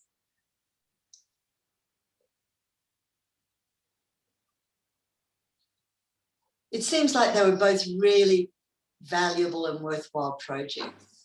They really, really were. And I mean, I guess certainly from a personal point of view, it's really fulfilling to be able to work with the community to tell their stories.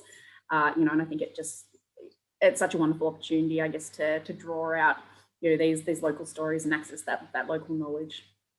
So will you do it again? Do another similar project or work with more community groups? Absolutely. Yeah, no, certainly. I was just I'm running through the schedule in my head to think if we've already got one scheduled. I was going to say we've still got 18 months of Earth Canvas tour to get through first.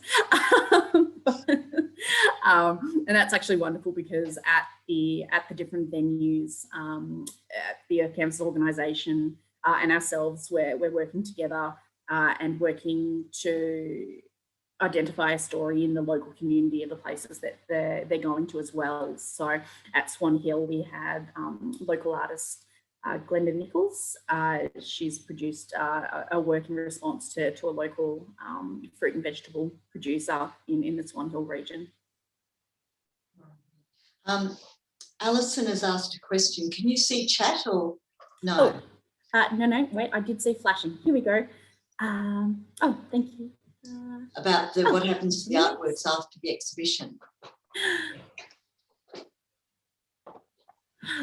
Thank you, Alison, and thank you for your very kind feedback. So after the exhibition tours, will the artworks come into the collection or be returned to the artists who did them? So they'll be returned to the artists. Yeah, look, there had been hope that they'd be able to be acquired, but obviously funding is a challenge. So yeah, so currently they'll be returned to the artists. I mean, the artists are very, very passionate about this project, and you know, have given so much of, you know, their time and expertise and passion and devotion to it. So they'll be returned to that, and then they'll be able to hopefully find new homes for works. Okay, thank you. You didn't think of making the whole process that once the paintings were done, they donated them to the collection? It would be a very, very generous donation. Yeah, but I mean the artists we haven't yet. No, that's that would be a very I mean, you know, look, if they would nice like to donate them. Oh yeah, absolutely. But I absolutely respect their needs to get some money. Okay, well, thank you so much for that, Kate, and thanks for your patience. Oh no, not at all. I hope it was worth the wait for everyone. Thank you so much. Well, that's the end of our programmed day. If anyone has anything they want to talk or discuss or comments or anything.